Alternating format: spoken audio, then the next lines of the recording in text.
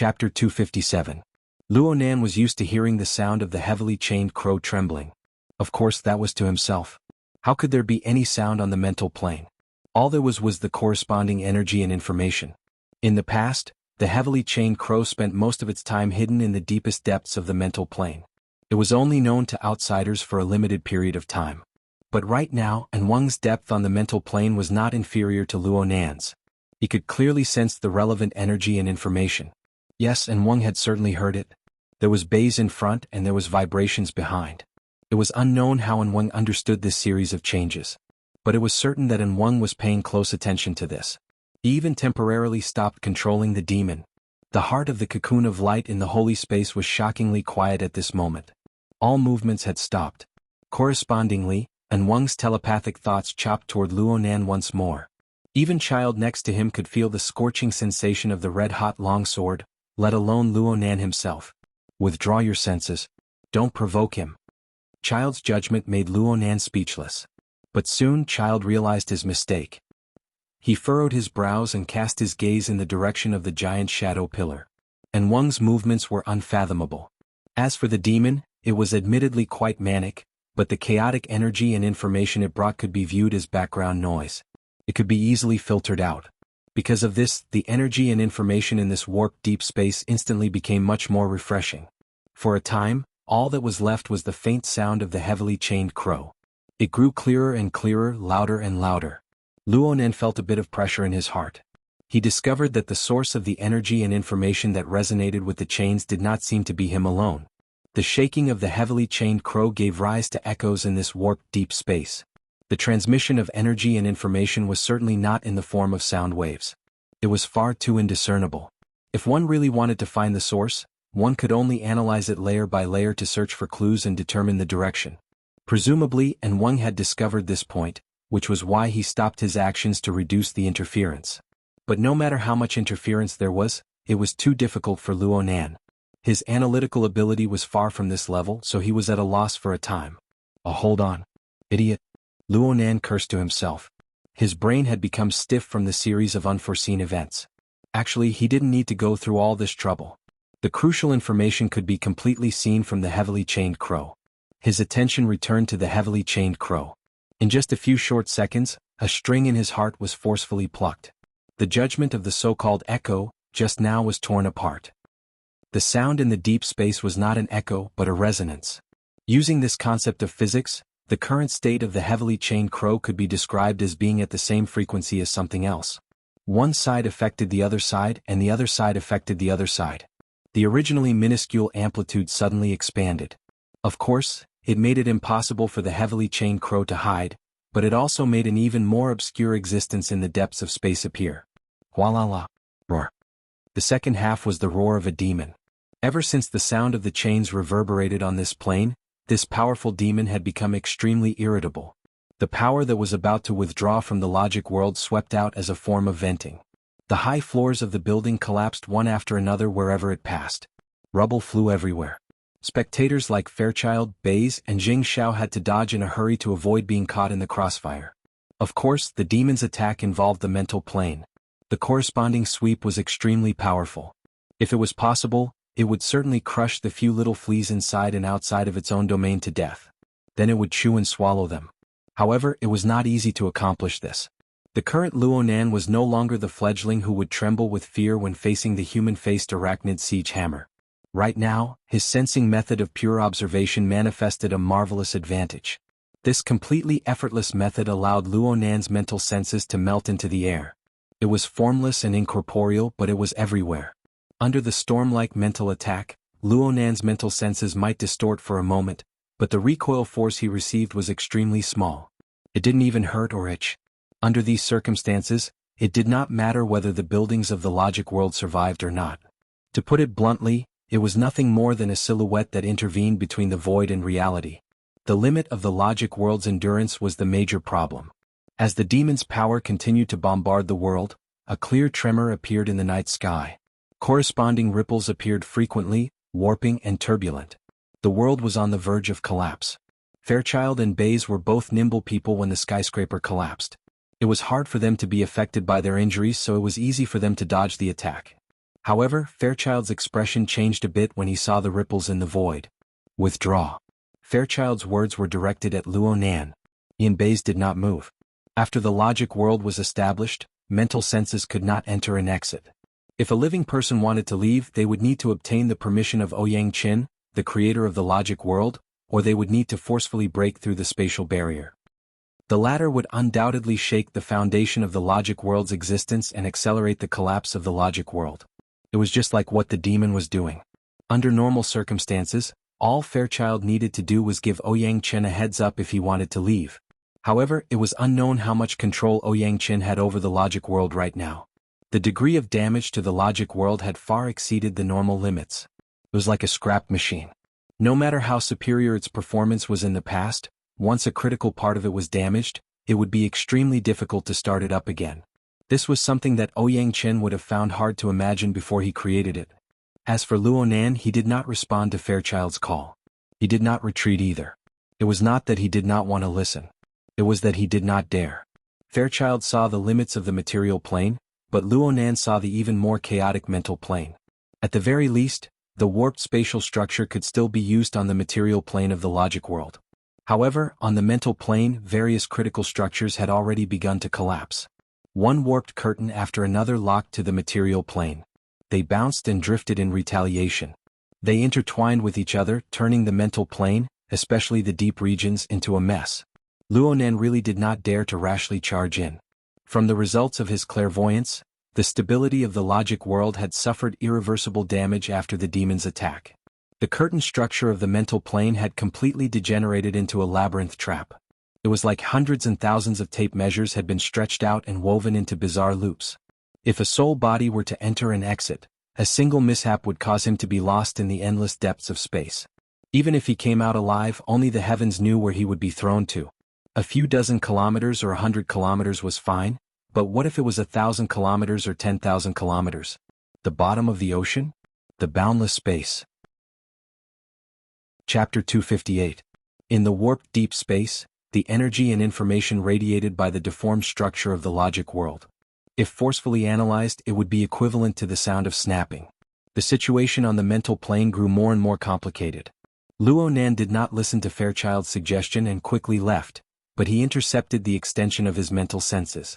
He did not go deeper and attempted to retract it. It was only now that he realized that the demon's venting was actually an opportunity to escape. After the structure of the logic world collapsed, the plane it was on became a curtain that had already been unhooked. It was a rapidly retracted tape measure.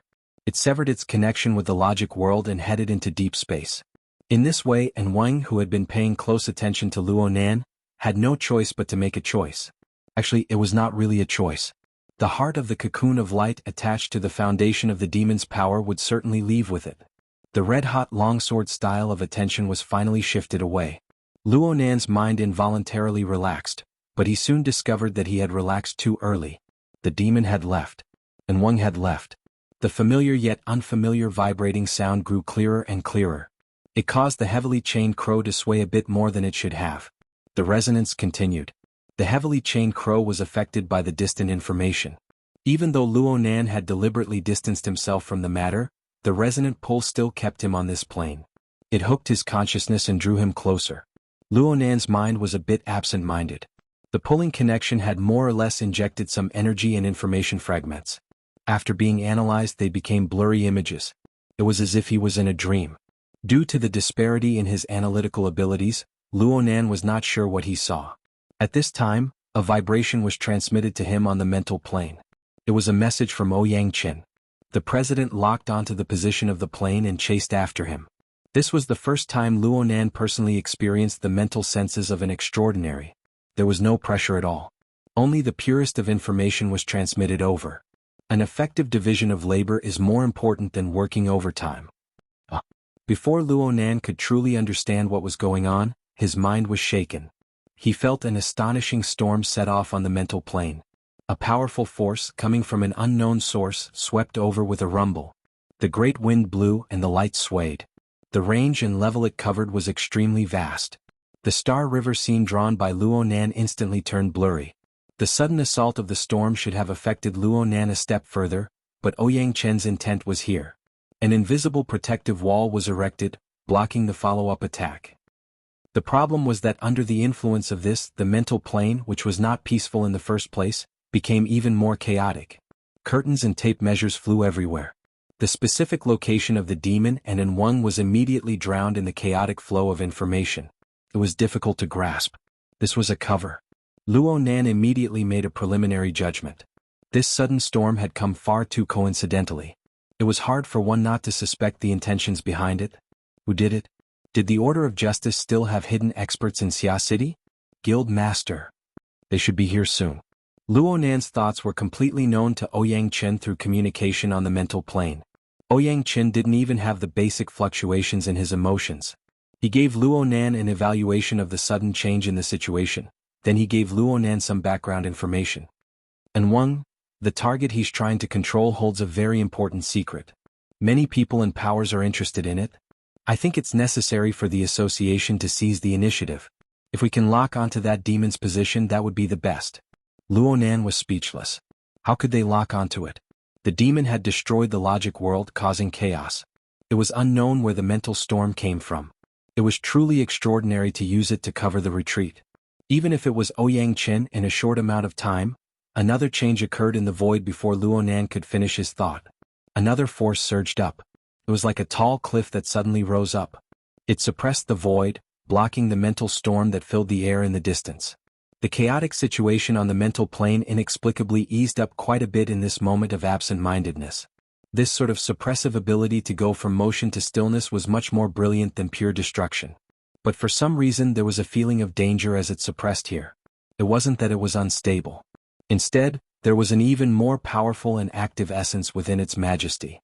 Luo Nan had plenty of experience with mental senses, but this was the first time he had seen the spirit of, I am not the mountain comes and I will.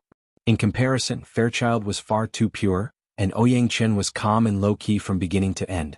Their characteristics were not as distinct and unforgettable as this person. Who was this person? It looked like he was on their side. Why didn't he make a move when the situation was better just now? Luo Nan muttered to himself, but Ouyang Chen was not the least bit surprised. He just transmitted a new thought over. I was thrown too far just now. I don't have enough strength to lock onto the demon's position. I need you to help me confirm. Ouyang Chen magnanimously admitted that Luo Nan was more outstanding than him in terms of tracking and sensing on the mental plane. Ouyang Chen admitted it, but Luo Nan found it a bit hard to accept. I didn't lock onto it. The only thing Luo Nan could confirm right now was that the demon's position was in the extreme depths of the mental plane. The construction of the logic world distorted the curtain, causing it to approach the material plane. This gave the demon the opportunity to appear. Right now, the structure of the logic world had collapsed, and the curtain had returned to its original position. This was the time of upheaval, and they interacted with each other. It was simply like the scattered pages of a book dancing in the gale. The difficulty of finding the demon and Enwang right now was equivalent to locking onto a page of a book and searching for a single stroke error amidst the densely packed words.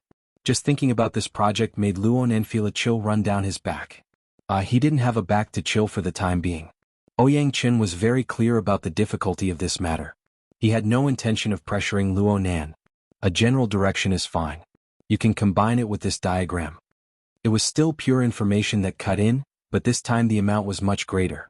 It made Luo Nan a bit dizzy. The information that seeped in was just as Ouyang Chen said. It was similar to an image, but it was far too complex. A one-way view and a three-dimensional diagram were no longer able to represent it.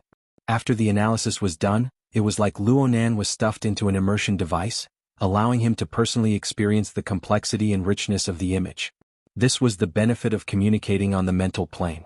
Luo Nan soon understood that this was the structural design diagram of the logic world. After combing out the general outline, Luo Nan felt at first glance that the structural model of the logic world was like a thick sponge cushion. It surrounded everything in all directions. There were 3 to 4 layers stacked inside and outside, and then they pressed down together from the outermost layer. Luo Nan could represent the material plane, while the sponge cushion represented the mental plane.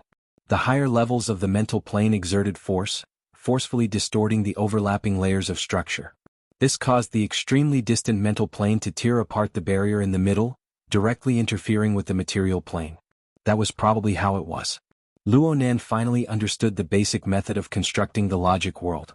Of course, it was absolutely not easy to accomplish this. It was impossible to do without the power of an extraordinary. Plus, how many layers of sponge cushions?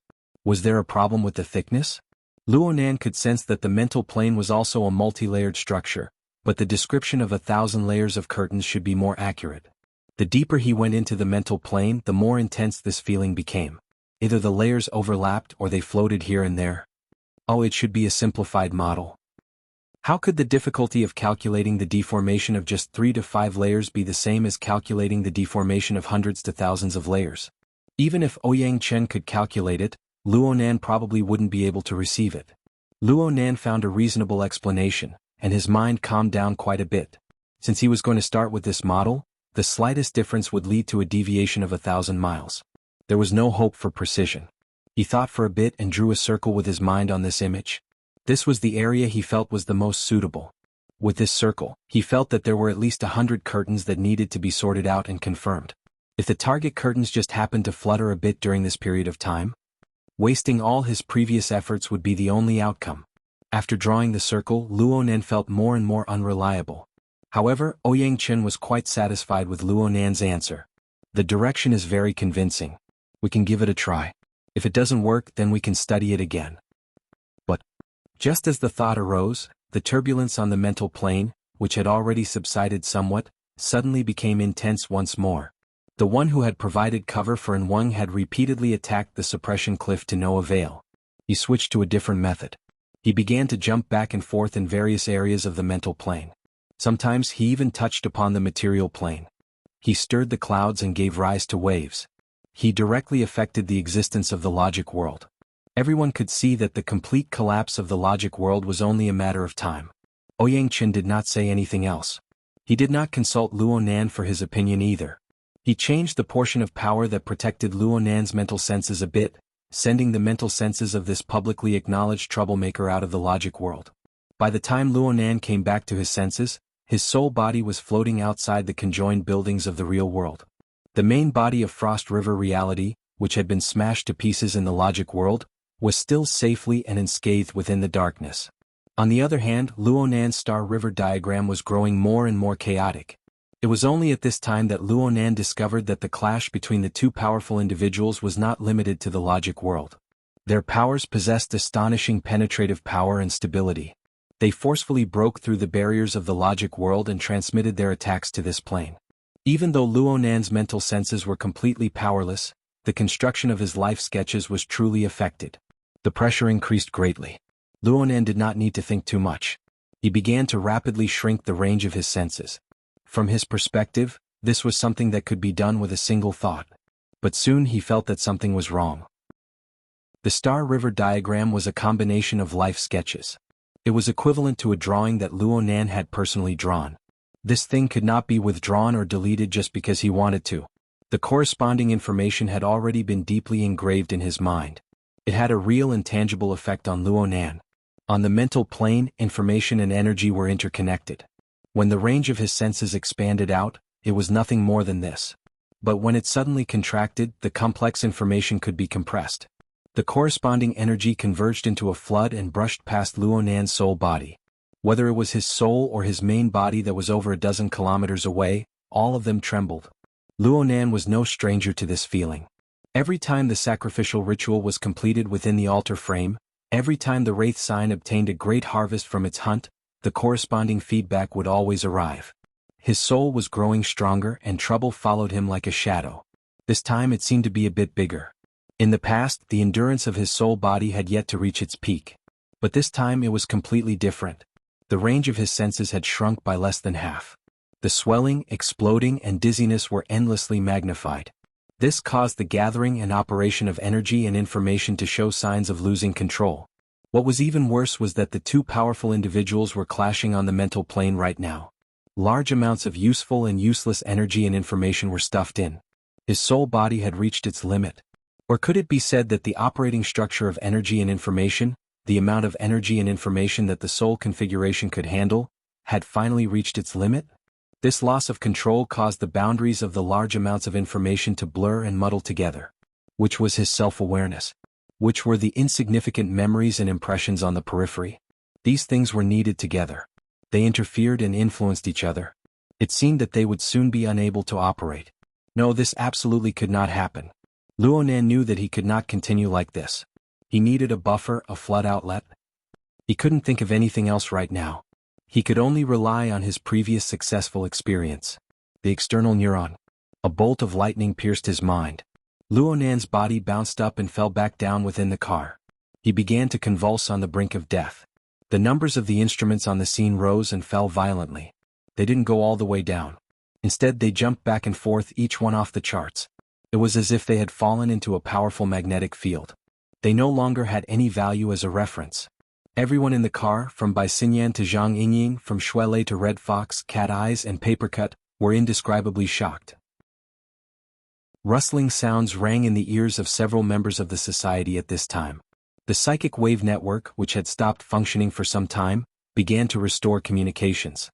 It was just that the first wave of information was quite strange.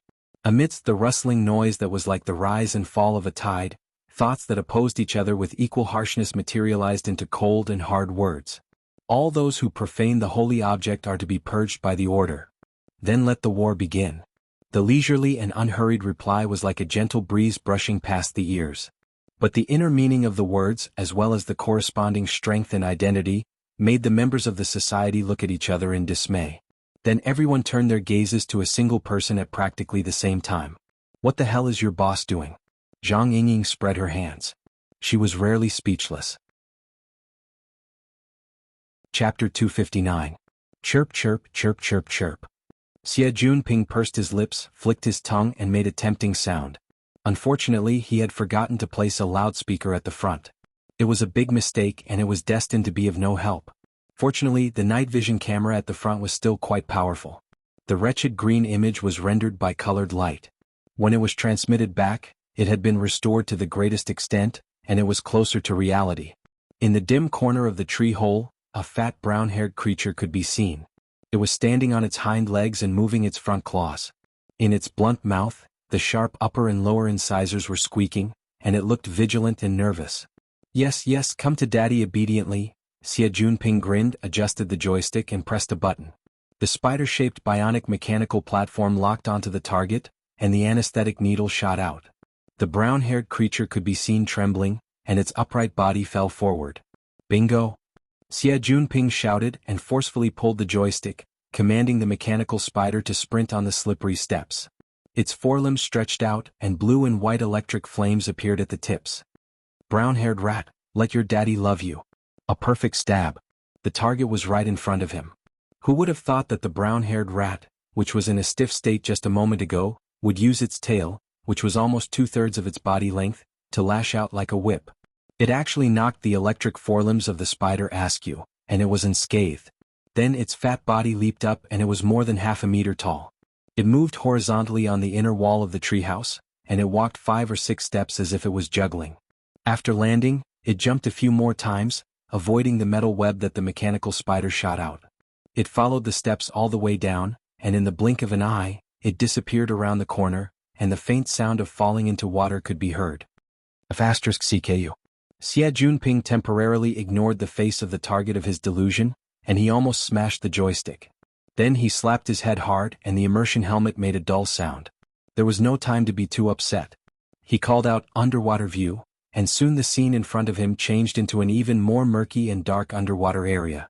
The visual mode had already been adjusted. Thanks to the high-end underwater camera, the scene here was restored quite well. The bloody light of the setting sun pierced through the jungle and spread out in the shallow waters. Waves occasionally swept past and huge black fish swam past. It was full of vitality, as if he could touch it with his hand.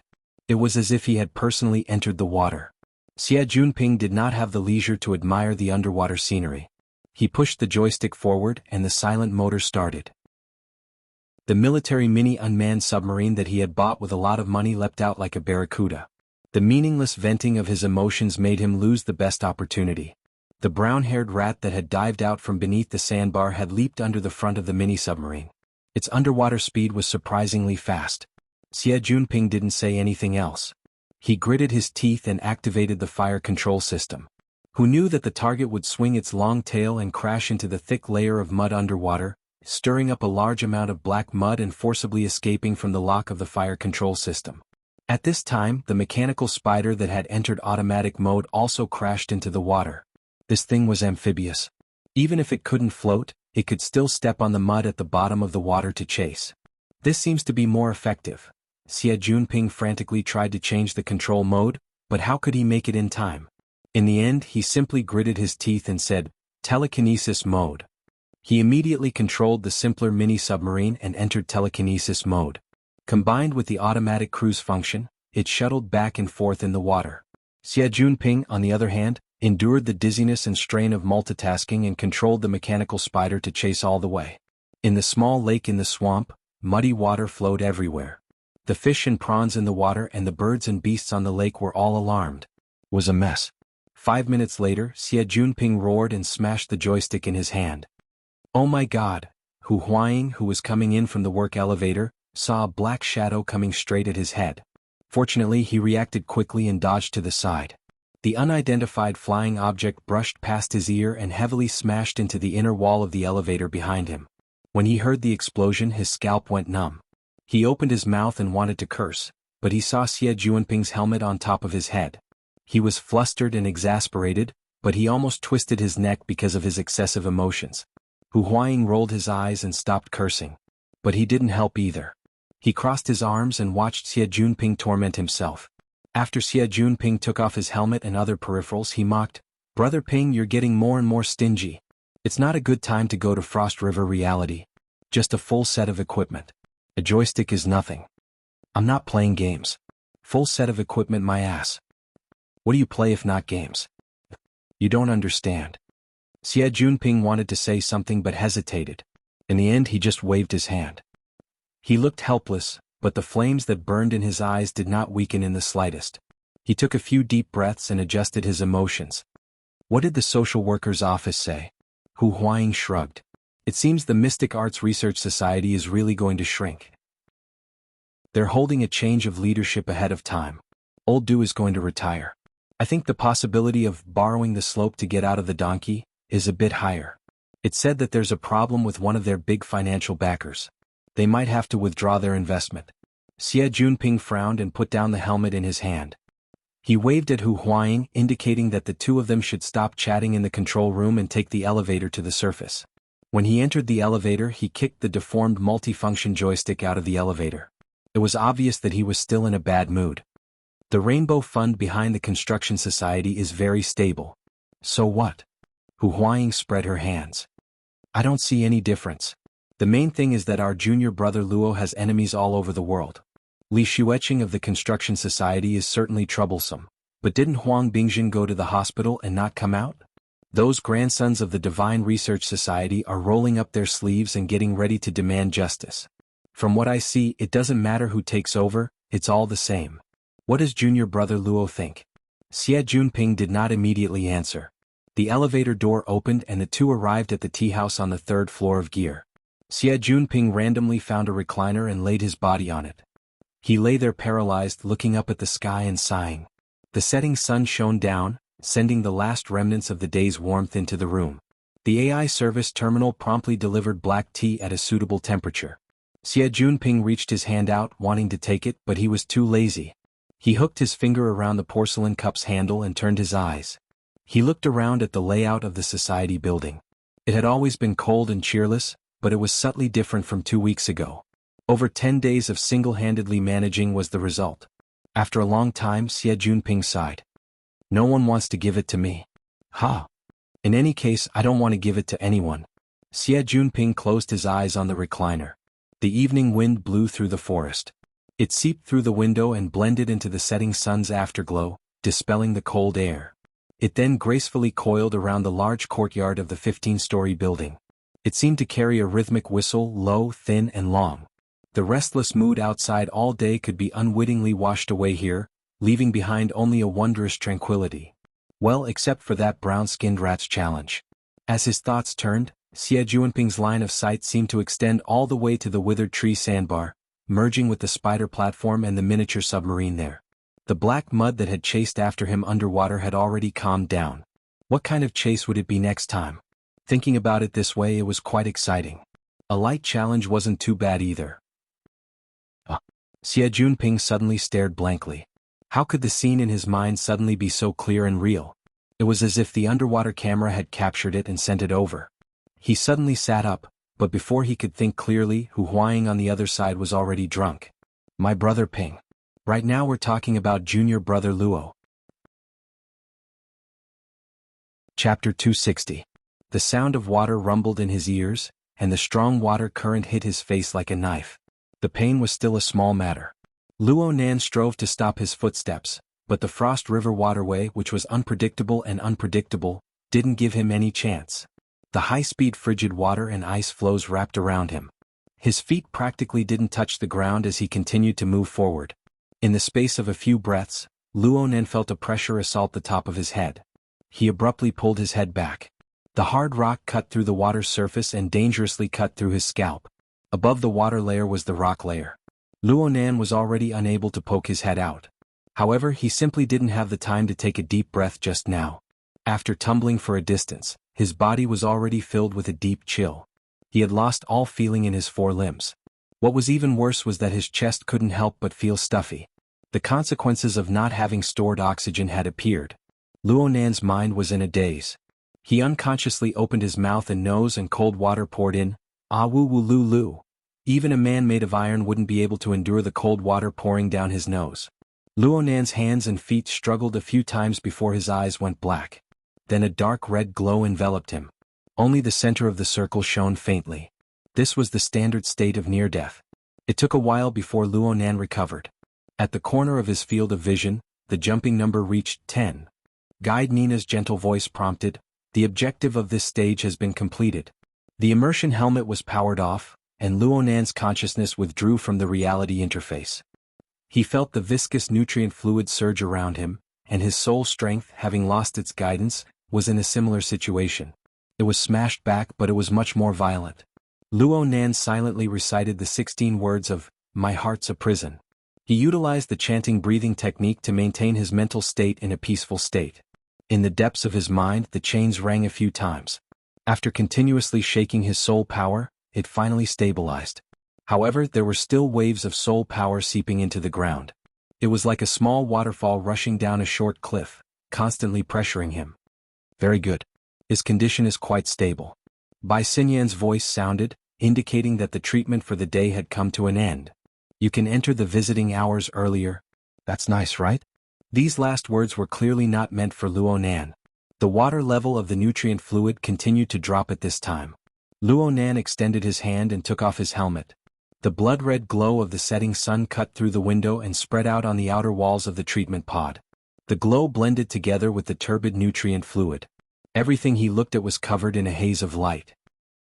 Luckily, Luo Nan didn't use his eyes much right now. He naturally knew what changes were happening outside. He extended his hand and knocked on the inner wall of the cabin. He sent a message through the hex ear in his ear. "Good afternoon, Sister He.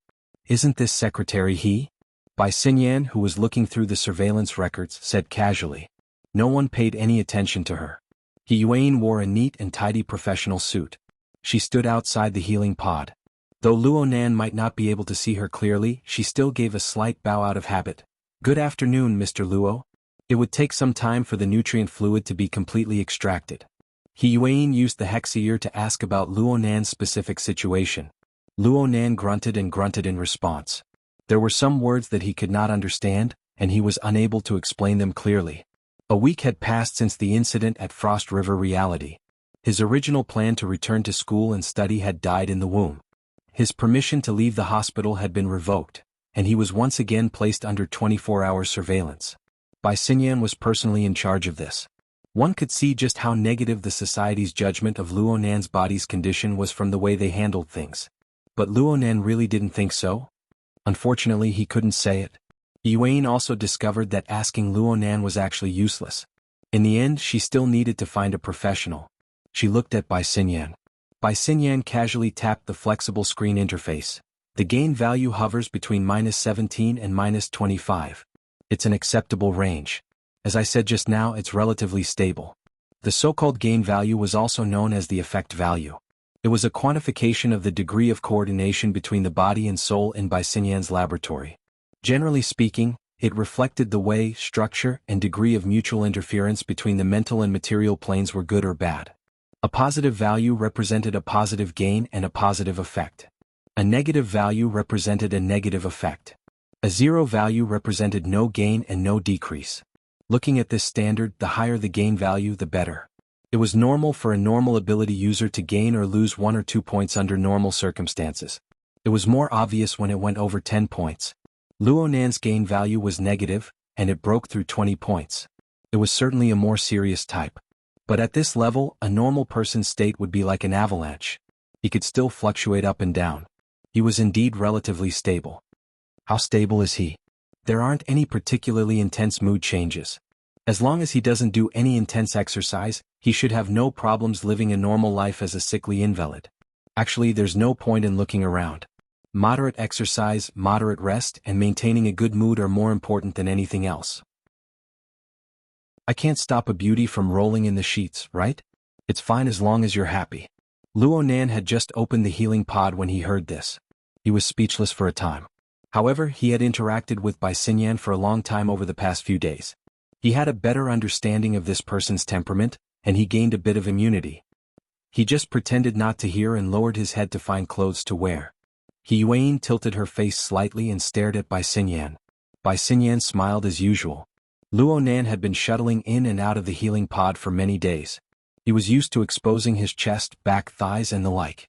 The thickness of his skin had increased.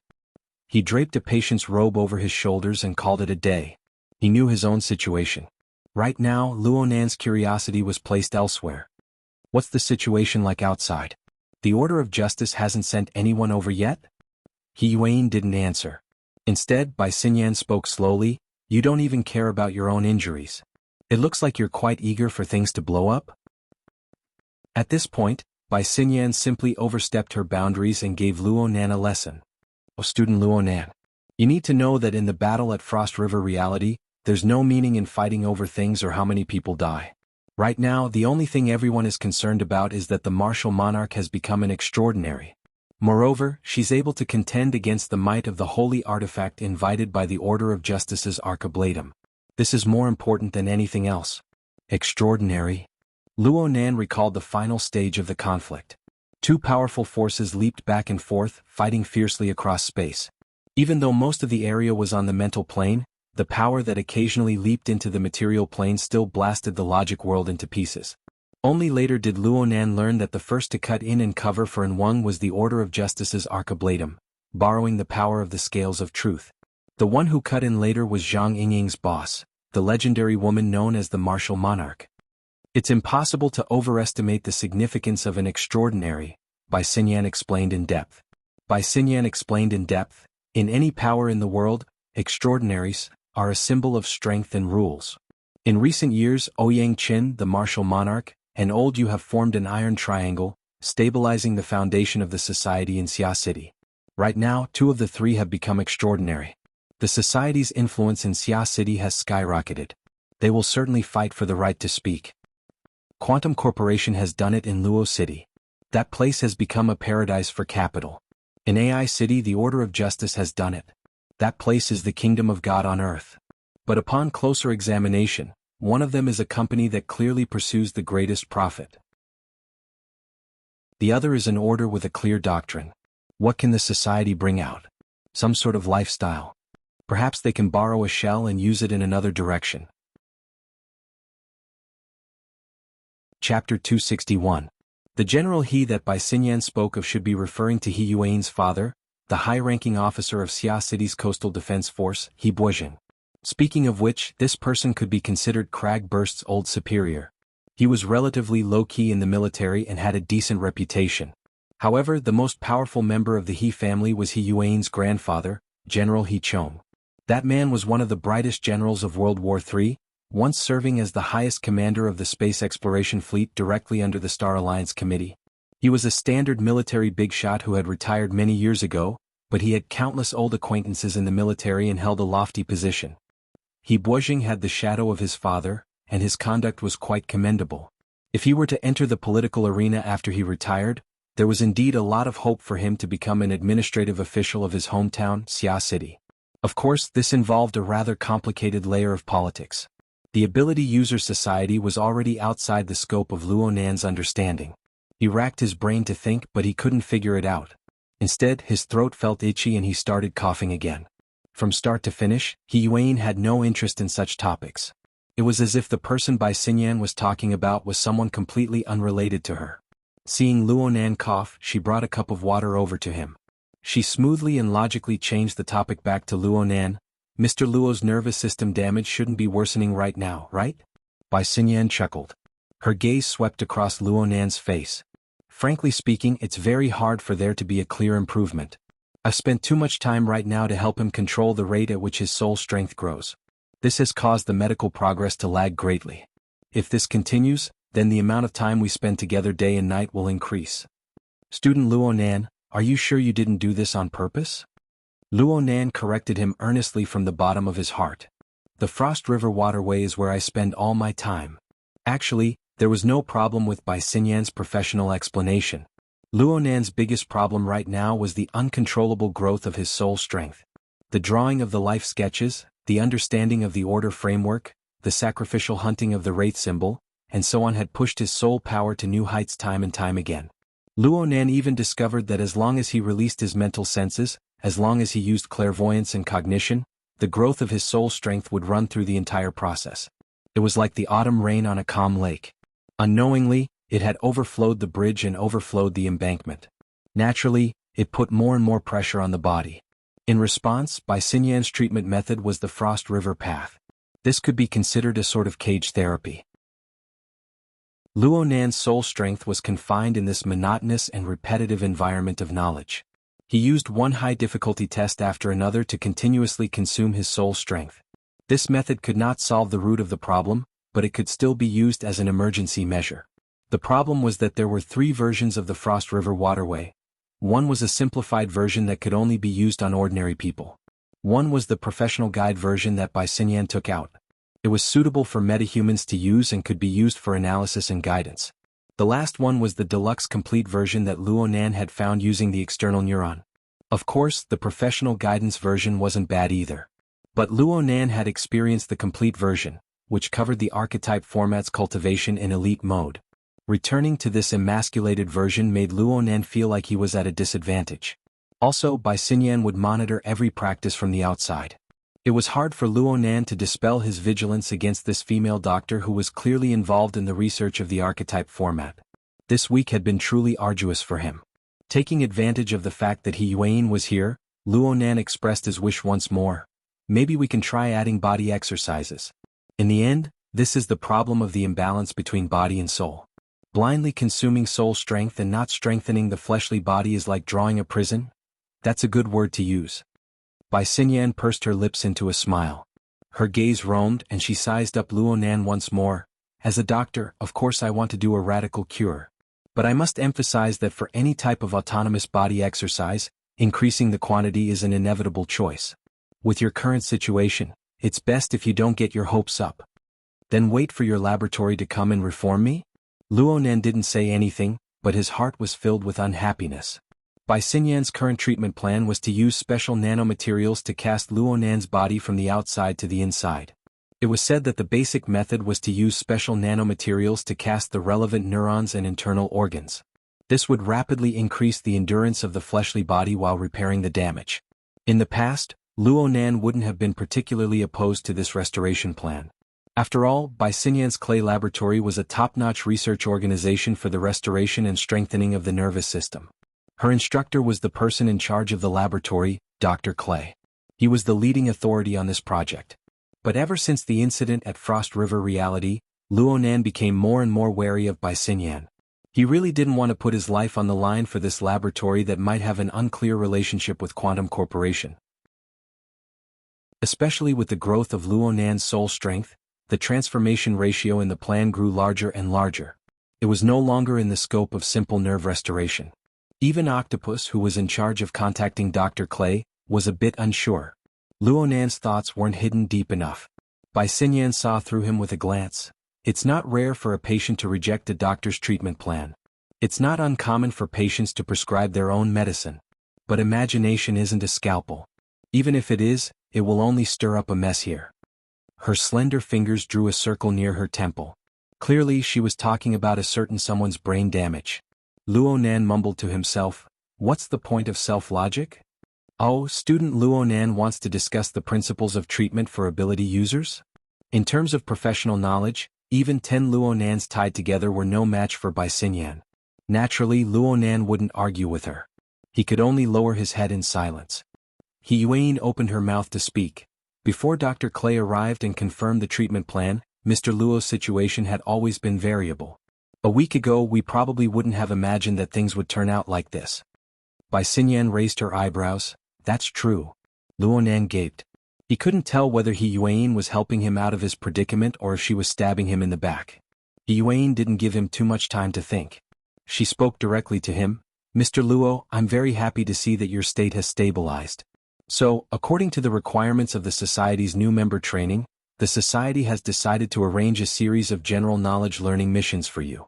The intensity and difficulty aren't high, but a certain degree of concentration is required. I hope you can prepare yourself.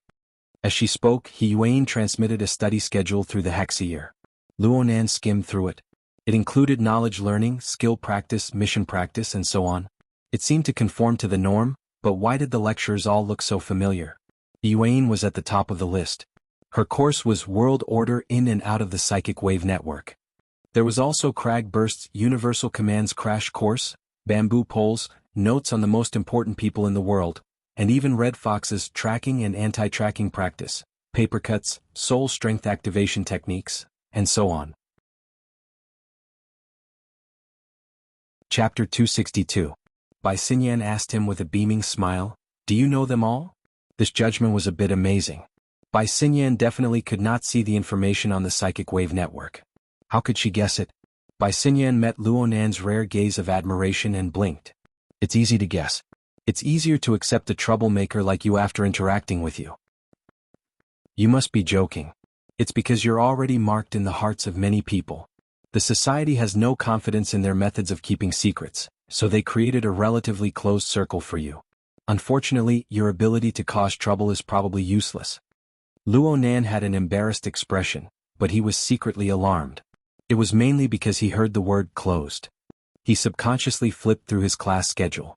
Learning things was great, but he absolutely did not want to be sealed in a small circle. He had already spent 2 weeks in the hospital.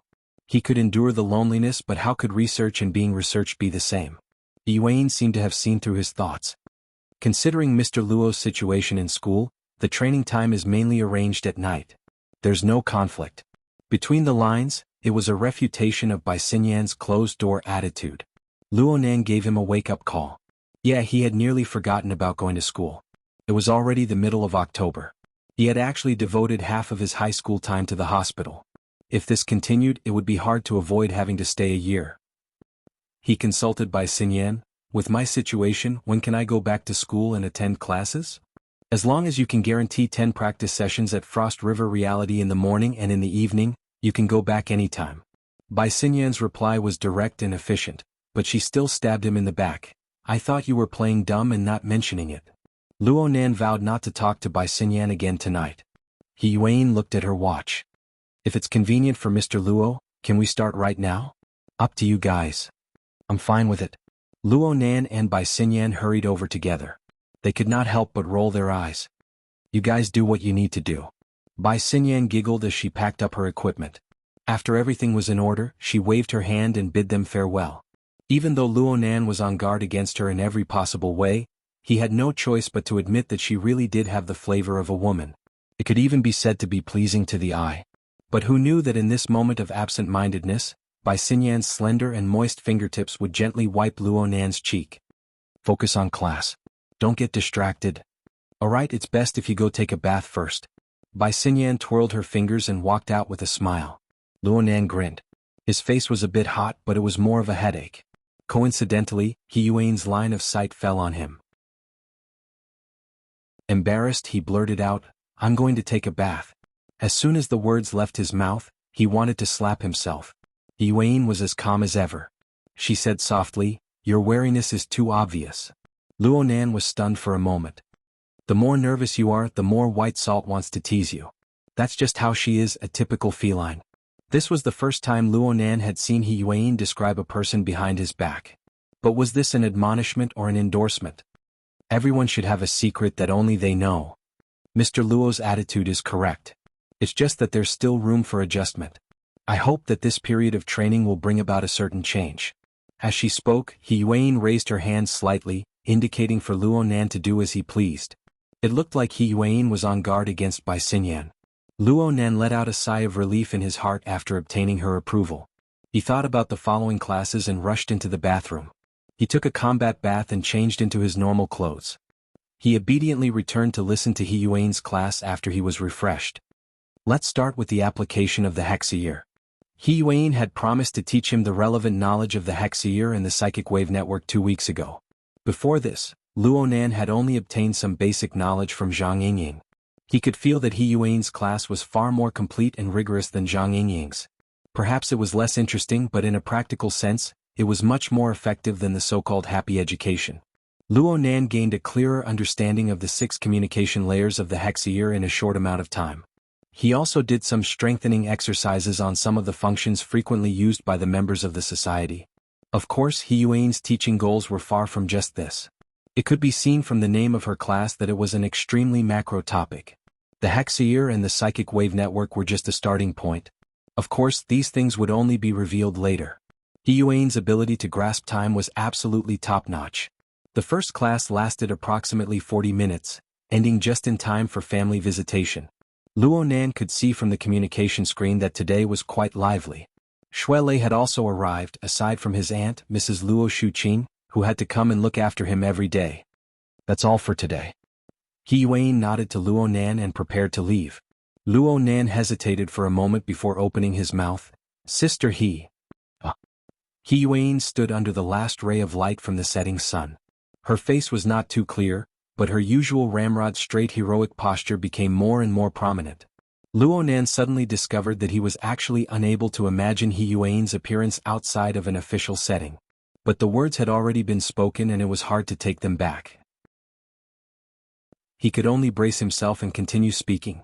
Sister He, it just so happens that my aunt and Shuelei are both here. How about we go out for a meal? These weren't polite words. Luo Nan had been mulling over this entire time. He wanted to develop a personal relationship with He Yuan? Of course he didn't mean it that way. He just wanted to become more familiar with her. It didn't matter if it was the society's arrangement or He Yuan's own judgment. She was a former Special Forces officer with an extraordinary family background. She was even more outstanding than He Yuan. She had always assumed the posture of a secretary in front of Luo Nan, serving him. This was absolutely not a normal situation. No matter how happy Luo Nan's mood was, the rational part of him needed to be vigilant at all times. Don't get carried away. It was precisely because of this feeling of unease in his heart that Luo Nan tried to understand He Yuan a bit more. At the very least, could they be friends? There will be a chance in the future. He Yuan gave a polite response that could be expected. Her face was calm and peaceful from beginning to end. It was impossible to tell whether she was happy or angry. She walked out of the ward under Luo Nan's attentive gaze. She just so happened to bump face to face with Luo Shuqing and Shuelei. Shuelei, who had been cautiously conversing with Luo Shuqing, immediately jumped in fright. He had a deep impression of this woman who killed in 10 steps. After the incident at Frost River Reality, he had specifically asked the gym master about her. The gym master's attitude was very strange. Though he didn't really understand, he felt a sense of reverence in his heart. He instinctively bowed. Secretary He. He didn't know how to address her properly. He saw Zhang Yingying and the others address her as such, so he blurted it out. Yuan didn't mind. She gave a slight nod and bowed towards Luo Shuqing. Ms. Luo. Luo Shuqing and He Yuan had met a few times during this week. Luo Shuqing only knew that He Yuan was a government employee of the police department. She was in charge of the investigation and evidence collection work at Frost River Reality. Luo Shuqing immediately greeted her with a smile. There was a bit of distance amidst the politeness. After all, no one wanted their child to be questioned so many times. It was as if the victim had turned into a suspect. Chapter 263. Shuelei enjoyed VIP treatment on Luo Nan's side. The host was Mrs. Luo Shuqing. Last time at the Limestone Water Village pub, Luo Shuqing brought Shuelei home. She had a good impression of this tall and strong boy with a gentle temperament. However, what caused his status to soar was the incident at Frost River Reality. That night, Luo Nan stayed in the conflict zone.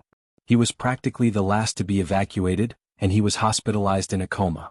There was no way to hide this matter. When Mrs. Luo Shuqing heard of this, she was furious. From Mo Chio to Mo Peng, anyone related to that night's gathering was given a torrent of abuse by her. Luo Nan was so scared that he had to pretend to be unconscious for a while. How to explain what happened that night became a big problem. In the end, Zhang Yingying came up with a plan. She used the Shui father and son to divert attention. She said that Luo Nan was frightened and that Shui Weiluan and Shui Lei worked together to save him. The father and son both received favors from Luo Nan. They were also half insiders, so it was easy for them to make statements. Under the skillful hands of the copywriter, the reason was woven seamlessly. Luo Nan was given the image of an enthusiastic citizen who assisted the police, erasing the crime of leaving the group that night. Because of this, Mo Haihang and Luo Shuqing invited Shui Lei and his family to dinner. It was quite a coincidence. Shui Weiluan was the backbone of the special forces, and Mo Haihang was the technical expert of the SEA. They had cooperated twice in the field of crimes involving social authority. They were not strangers. The two families got along well, and the relationship between the two families rapidly warmed. However, Shui Lei was quite tired. When Luo Shuqing was around, it was hard to avoid the topic of that night. Shui Lei was afraid that he would slip up and waste all his previous efforts. In the end, he would stick his head together with Luo Nan, grunting and grunting. No one knew what they were saying. Luo Nan looked at Shui Lei's embarrassed appearance and laughed until he coughed. He could not stop coughing. Even the acupressure technique that Mr. Bai taught him was not very effective. This scene was normal for Luo Nan, but Luo Shuqing could not help but feel anxious when she saw it. It's been half a month. Why isn't he better? When will Dr. Klai get here? She stood up as she spoke, wanting to massage Luo Nan's back to ease his breathing. Shui Lei rushed to take the lead. Aunt Qing, let me. His large hand pressed onto Luo Nan's back, slowly using force to rub it. Luo Nan hissed. It wasn't pain, but a marvelous heat seeped into his back. It dispersed into his 5 viscera and 6 bowels. It was as if clouds were rising, filling his throat. It was like the nourishment of warm water. Luo Nan's coughing improved greatly for a time. At this moment, Luo Shuqing could not sit still. She remembered that she had yet to understand the treatment situation today, so she immediately said, Lazy, you and Nan can talk here. I'll go to Dr. Bai's place. Alright, Aunt Qing, you can go. I'll stay here to accompany Nanster. Don't worry. Shui Lei had been lying for almost a week, so his mouth had become much sweeter. Luo Shuqing smiled at the two of them and hurried out. After the elders left, Shui Lei was able to speak more easily. As he massaged her, he said worriedly, You can't keep coughing like this. The gym master once told me that breathing can inspect the internal organs, move the 100 meridians and take in the soul. Breathing can observe heaven and earth, understand yin and yang, and understand the secrets of the universe. Breathing is a key valve that connects the inside and the outside, controlling the body and mind. If your breathing isn't good, your entire body will scatter. Anything you do will be half the result with twice the effort. Shui Lei only said half of what he wanted to say. With your current extraordinary abilities, your breathing rhythm is like this. Just how bad is your body? Just how hard will it be to recover? Luo Nan was able to understand Shui Lei's meaning. He had no way to deal with the state of his body. He could only chuckle a few times. Shui Lei relayed the gym master's half-written, half-spoken words, and the image of a sage-like old gentleman immediately appeared in Luo Nan's mind. As Shui Lei spoke, a thought that he had had before suddenly jumped out. In your situation, learning how to breathe should be quite useful. At the very least, it can adjust the state of your body. Nanster, why don't you come to our gym? Our gym master doesn't need to talk about anything else, but this is his ability in teaching disciples.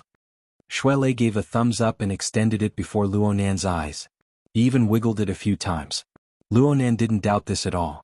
To be able to open a gym, to be able to teach such an outstanding disciple as Shui Lei, to be able to teach such a disciple as Shui Lei, this old gentleman's ability was certainly worthy of trust. Luo Nan suddenly thought of something.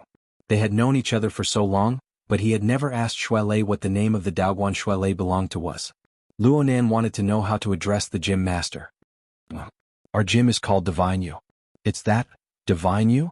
You the great conquers the flood? Luo Nan spoke without thinking, but Shui Lei went, ah, from behind him. Shuelei raised his hand and smacked Luonan's shoulder. Luonan nearly choked on his mucus and saliva. Shuelei was still unaware of this. He just shouted, "Nanster, you're freaking awesome." Ha! When I mention the name of my gym to people, those deaf and blind people keep saying it's some fish restaurant. It makes people want to knock their teeth out when they hear it. It's you, Nanster. You're able to recognize the name in an instant. It looked like Shuelei had been disgusted by the fish restaurant during this period of time. Divine you, divine fish? It was indeed quite easy to forget. Luonan just acted as if he didn't know. He laughed. I made the connection from that cauldron. You collected the metal of the 9 shepherds and cast the 9 cauldrons. They all tasted and cooked gods, ghosts and gods. The ancient people constructed heaven and earth, society, and the overlapping format of the self. It still has a certain meaning to this day. These words were written in his grandfather's notebook. He had a deep impression of it. He casually read it out. It's just that the simple format of the ancient times is difficult to use today. Format? Overlapping? What kind of position was this? Shuelei didn't quite understand what Luonan was saying. He felt more and more that this new friend of his was quite different from a normal person's train of thought. It was precisely because of this train of thought that Luonan was always targeted and doubted. However, the facts proved that those baffling ideas were useful and very useful. That night he was by Luonan's side. He watched as this friend of his was doubted, conflicted, and turned in a series of twists and turns. It was a roller coaster ride, and Luonan's previous impression of Luonan was completely washed away. But the feeling of congeniality didn't decrease. Instead, it continued to increase. Speaking of which, the gym master always spoke half-intelligible words all day long. With this kind of temperament, Luonan and the gym master would probably have a lot to talk about. The two of them should get along even more. Shuelei looked at Luonan once more with this thought, and his eyes lit up. He immediately did his utmost to promote Luonan. Our gym master's surname is Xiao. His name is the word Daoguan. He founded the Daoguan single-handedly. His reputation has always been excellent. If it weren't for the fact that the gym master likes to be quiet and doesn't do much management, the Daoguan would have become famous long ago. Xiao Xinyu? This name sounded quite like a classical wuxia. It complemented the identity of the gym master of the Daoguan. Chapter 264. Luonan could feel that his aunt was already a bit frightened after being hospitalized for 2 weeks. Her care for him would certainly increase to a higher level. Unfortunately, he had joined the society and caused a lot of trouble. He also had to deal with his upcoming study plan. He needed a lot of free time. Being locked up at home like a prisoner bird was absolutely out of the question. Then there needed to be a reasonable reason. Shuelei's proposal was excellent. Divine Yu Gym was in the River Wu district. Training in martial arts would certainly take time. He might even need to attend morning classes. If he could make this happen, no matter how much his aunt worried about him, she wouldn't let him make a round trip to and fro every day. Wouldn't that apartment in Blue Bay come in handy? Of course, he needed the help of other people to accomplish this. Just Shuelei alone might not be able to do it. Who should he ask for help? Actually, Luonan didn't have a choice. He lowered his head to touch his wristband and found Bai Xinyan's contact information. He was about to make the call when he suddenly remembered that his aunt had already paid a visit. Wouldn't it be awkward if he made a phone call to get a confession? Luonan's mind stirred. He excused himself to go to the restroom and walked a few steps. The Star River scene was already reflected in his mind. Luonan intentionally controlled the range of his mental senses. The physical radius of his mental senses only covered a few nearby floors, but it was still several hundred life sketches stitched together. The interlacing starlight of the nebula revealed information on many levels. All Luonan needed to do was to extract the parts he was interested in, increase the precision of his senses, and perform clairvoyance. This sort of godlike perspective gave people an incomparable feeling. However, before Luonan could lock onto Bai Xinyan, he discovered another person. Strange. He Yuan actually didn't leave. He Yuan walked inside the building of Renai Hospital. She was heading in the direction of Bai Xinyan's temporary office. Bai Xinyan was a doctor of medicine from Clay's laboratory, a world-class expert in nerve repair. Although Renai Hospital only had Luonan as a patient, she received very high treatment. She had a large office that was like a luxurious suite. She could take a nap here during the night. There was nothing to nitpick about other than the fact that it was a bit far from Luonan's ward. He Yuan didn't greet her. She just pushed open the door and entered. Inside the room, Bai Xinyan had already taken off her white lab coat. She was wearing a snow-white high-collared cashmere sweater. The inflating effect of the color didn't make her look bloated. Instead, it accentuated her slender figure, revealing her curves. It was a sight to behold. Right now, there was a rather handsome male doctor who refused to stay in the name of an academic exchange. Even if he had nothing to say, he had to find something to say. He just wanted to stay until it was time to get off work so that he could treat this cool and hot female doctor to dinner. Bai Xinyan, on the other hand, was quite patient. She picked up a cup of coffee and chatted with him with a smile. She was not impatient at all. He Yuan directly pushed open the door and entered, startling the already infatuated male doctor. He was about to lose his temper, but when he turned his head, he saw a pair of cold and clear eyes. He felt an inexplicable chill in his heart and instinctively became timid. "Professor Bai, your friend?" Bai Xinyan smiled and nodded. At the same time, she raised the cup in her hand. Her meaning was clear. The male doctor had wanted to introduce himself and get to know another beautiful woman, but when he saw this, he couldn't help but feel a bit embarrassed. He didn't have the courage to do so, so he shrunk his head and left. Bai Xinyan sipped a mouthful of hot coffee. She had no intention of politely entertaining him. In any case, she would just be asking for a snub. He Yuan directly walked forward and stood face to face with Bai Xinyan. In terms of height, she was a bit shorter than Bai Xinyan. However, her cold and serious aura made her seem a bit more powerful. "Across the ocean, I didn't invite you over from Luoyang City to do some kind of happy therapy." Bai Xinyan had a free and easy demeanor. She moved her cup away and said innocently, "Do you want me to drill your boss until he cries every day? Is that what you want?" "White Salt, I understand you. You've once told me yourself that as long as it's a pleasure therapy, it's only for the dead. In Luoyang City you treated me like this?" Bai Xinyan couldn't help but laugh. She reached out to touch He Yuan's cheek. "But you're alive and well and you're so beautiful." He Yuan waved away Bai Xinyan's extended hand. Her expression was tranquil. "You know my condition better than I do." "All right, Miss TX. Oh, and none is a bit more intimate. What I want to tell you is that doctors have the right to make plans, but any plan must be built on the foundation of the patient's own situation.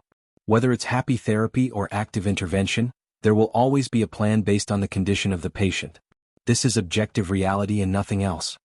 Bai Xinyan swirled her coffee cup, letting the black liquid sway along the edge of the cup. Not even a speck of it spilled out.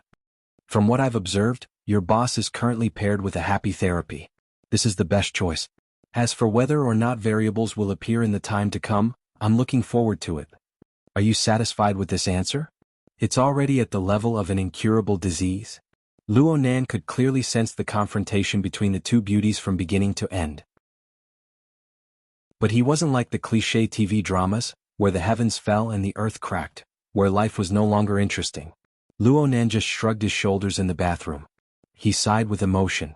It seemed that the external neuron had done something again.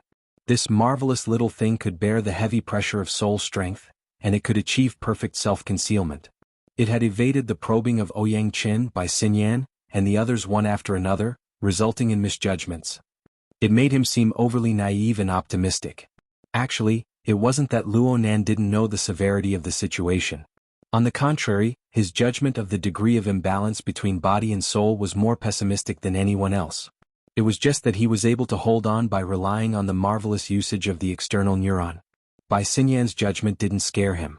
Instead, He Yuan's concern hidden beneath her calm attitude moved him quite a bit. Luo Nan sensed that his aunt was about to arrive at Bai Xinyan's office at this time. He couldn't delay any longer. He hurriedly gave Bai Xinyan a call. Bai Xinyan, who was in confrontation, was slightly startled. She laughed and flashed her wristband at He Yuan. She immediately connected the call. "Student Luo Nan, are you feeling unwell anywhere?" "Dr. Bai, there's something I want to ask you." "What is it?" "It's the tolerance of my body right now. Are you peeping? The range of your mental senses should be able to cover this area. If you keep going around and around like this, I can only assume that you have a guilty conscience." Bai Xinyan's gaze circled around the air. It was as if she could really see through Luo Nan. Luo Nan knew that he hadn't been discovered, but he still jumped in fright. In the end, he didn't cut off his clairvoyance. He mentally prepared himself and treated this as some sort of special videophone. He took a deep breath and spoke. "I want to ask Dr. Bai to give me a permit for normal physical training." "Oh, I just said that you can't increase your strength." No, I just want to learn breathing techniques to relieve coughs. This concept probably exceeded Bai Xinyan's expectations. She clearly muttered to herself for a moment before saying, "Where to? The gym?" "Oh no. Leicester recommended it. It's the gym he cultivates in." "Leicester? Shuele?" Bai Xinyan muttered to herself once more after confirming the reason. He Yuan nodded at her at this time, indicating that she agreed. Luo Nan saw it and Bai Xinyan certainly saw it as well. However, she didn't follow He Yuan's script. Instead, she revealed a mysterious smile. "What's the name of the gym?" Divine You Gym. Chapter 265. There was something wrong with this atmosphere. Luo Nan began to regret making this call. No. He had made the right call. He had a cat-like curiosity in his heart. But in the end, He Yuan and Bai Xinyan didn't say much. Bai Xinyan used a very normal tone to reply, "Since it's that Shuele, you can give it a try. He should be from a traditional martial arts school. He's an expert in this area. But you need to pay attention. You're only suited for breathing, Daoyin, Tai Chi, yoga, and other gentle and soothing exercises. If the school doesn't mind, we'll need to keep a file for research. If these conditions are met, I can give you a prescription." Luo Nan had no reason not to agree. His call came at just the right time. His aunt just happened to be outside the door. Luo Nan immediately hung up the call. At nearly the same time, there was a knock on the door. The two ladies with extraordinary bearings glanced at each other once more. Bai Xinyan surveyed the nothingness of the room. She snorted faintly, causing Luo Nan to curse in his mind. His timing was far too accurate. It seemed that he had been suspected. But what happened next concerned his lifestyle for a period of time. Even if he had to be thick-skinned, he had to see it to the end. In any case, with his mental senses, those two wouldn't be able to get anything on him, right? Mrs. Luo Shuqing entered the room and saw He Yuan, the investigator. She was a bit surprised for a time and became even more vigilant. At this stage, she absolutely didn't want her nephew to enter the line of sight of the police. Even though she knew that the problem wasn't big, she wasn't willing to take any risks. He Yuan was very clear about the situation, so she didn't say anything more. She called out to Luo Shuqing, brushed past her shoulder and pushed the door open. Next was Bai Xinyan's time to shine. Perhaps it was because she was a supervisor, but Bai Xinyan handled matters very straightforwardly. She relied on her excellent professional knowledge and her silver tongue to temporarily dispel Mrs. Luo Shuqing's suspicions in a few short minutes. She even gave a positive hint. "Reasonable and moderate exercise is good for your nephew's recovery." Luo Nan, who had been spying this entire time, naturally understood what she meant. He let out a long sigh of relief. He took into consideration that Shuele was still waiting outside, so he didn't continue spying. He withdrew his mental senses. Bai Xinyan sent off Aunt Luo Nan. Today's work was over. She didn't want to stay in this depressing building with endless illnesses. She quickly packed up, put on a windbreaker out of habit and left after work. She took the elevator to the parking lot and was wondering if she should contact Zhang Yinying to go to a nightclub together. Suddenly, she felt something and stopped in her tracks, turning her head to look. What greeted him was a cold stare, as dense as the north wind. Even the interior of the building, which had a constant temperature all year round, seemed to have dropped to the freezing point. He Yuan knew that this person wouldn't let her off so easily. Bai Xinyan immediately raised her hands in surrender. "Stop glaring at me, my dear. I'm not trying to pry into your privacy. Your source of information. Hey, this is an open secret, okay? Open? Everything related to Luo Nan, the Luo family, and formatting theory?" Bai Xinyan was speechless for a moment. This old friend of hers had obviously chosen the wrong line on purpose. Moreover, it seemed like she really did not care about her own private affairs at all. She pointed directly to the more sensitive areas without any disguise. He Yuan was overbearing.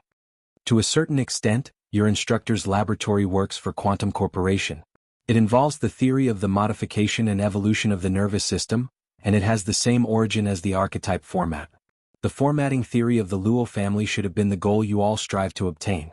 But why have you never had any thoughts of obtaining it all these years? Or perhaps you originally coveted it, but you discovered a flaw that was difficult to overcome, just like what Mr. Luo is displaying right now? Are you flaunting your reasoning ability?" Bai Xinyan shook her windbreaker and covered her collar. She wanted to shield herself from the cold air that assaulted her face, but she couldn't help but sigh. "Or are you saying that you think that it would be better for him, and for the current situation in Xia City, if we let that little Voyager reserve duty kid overturn everything here? He Yuan stared at Bai Xinyan.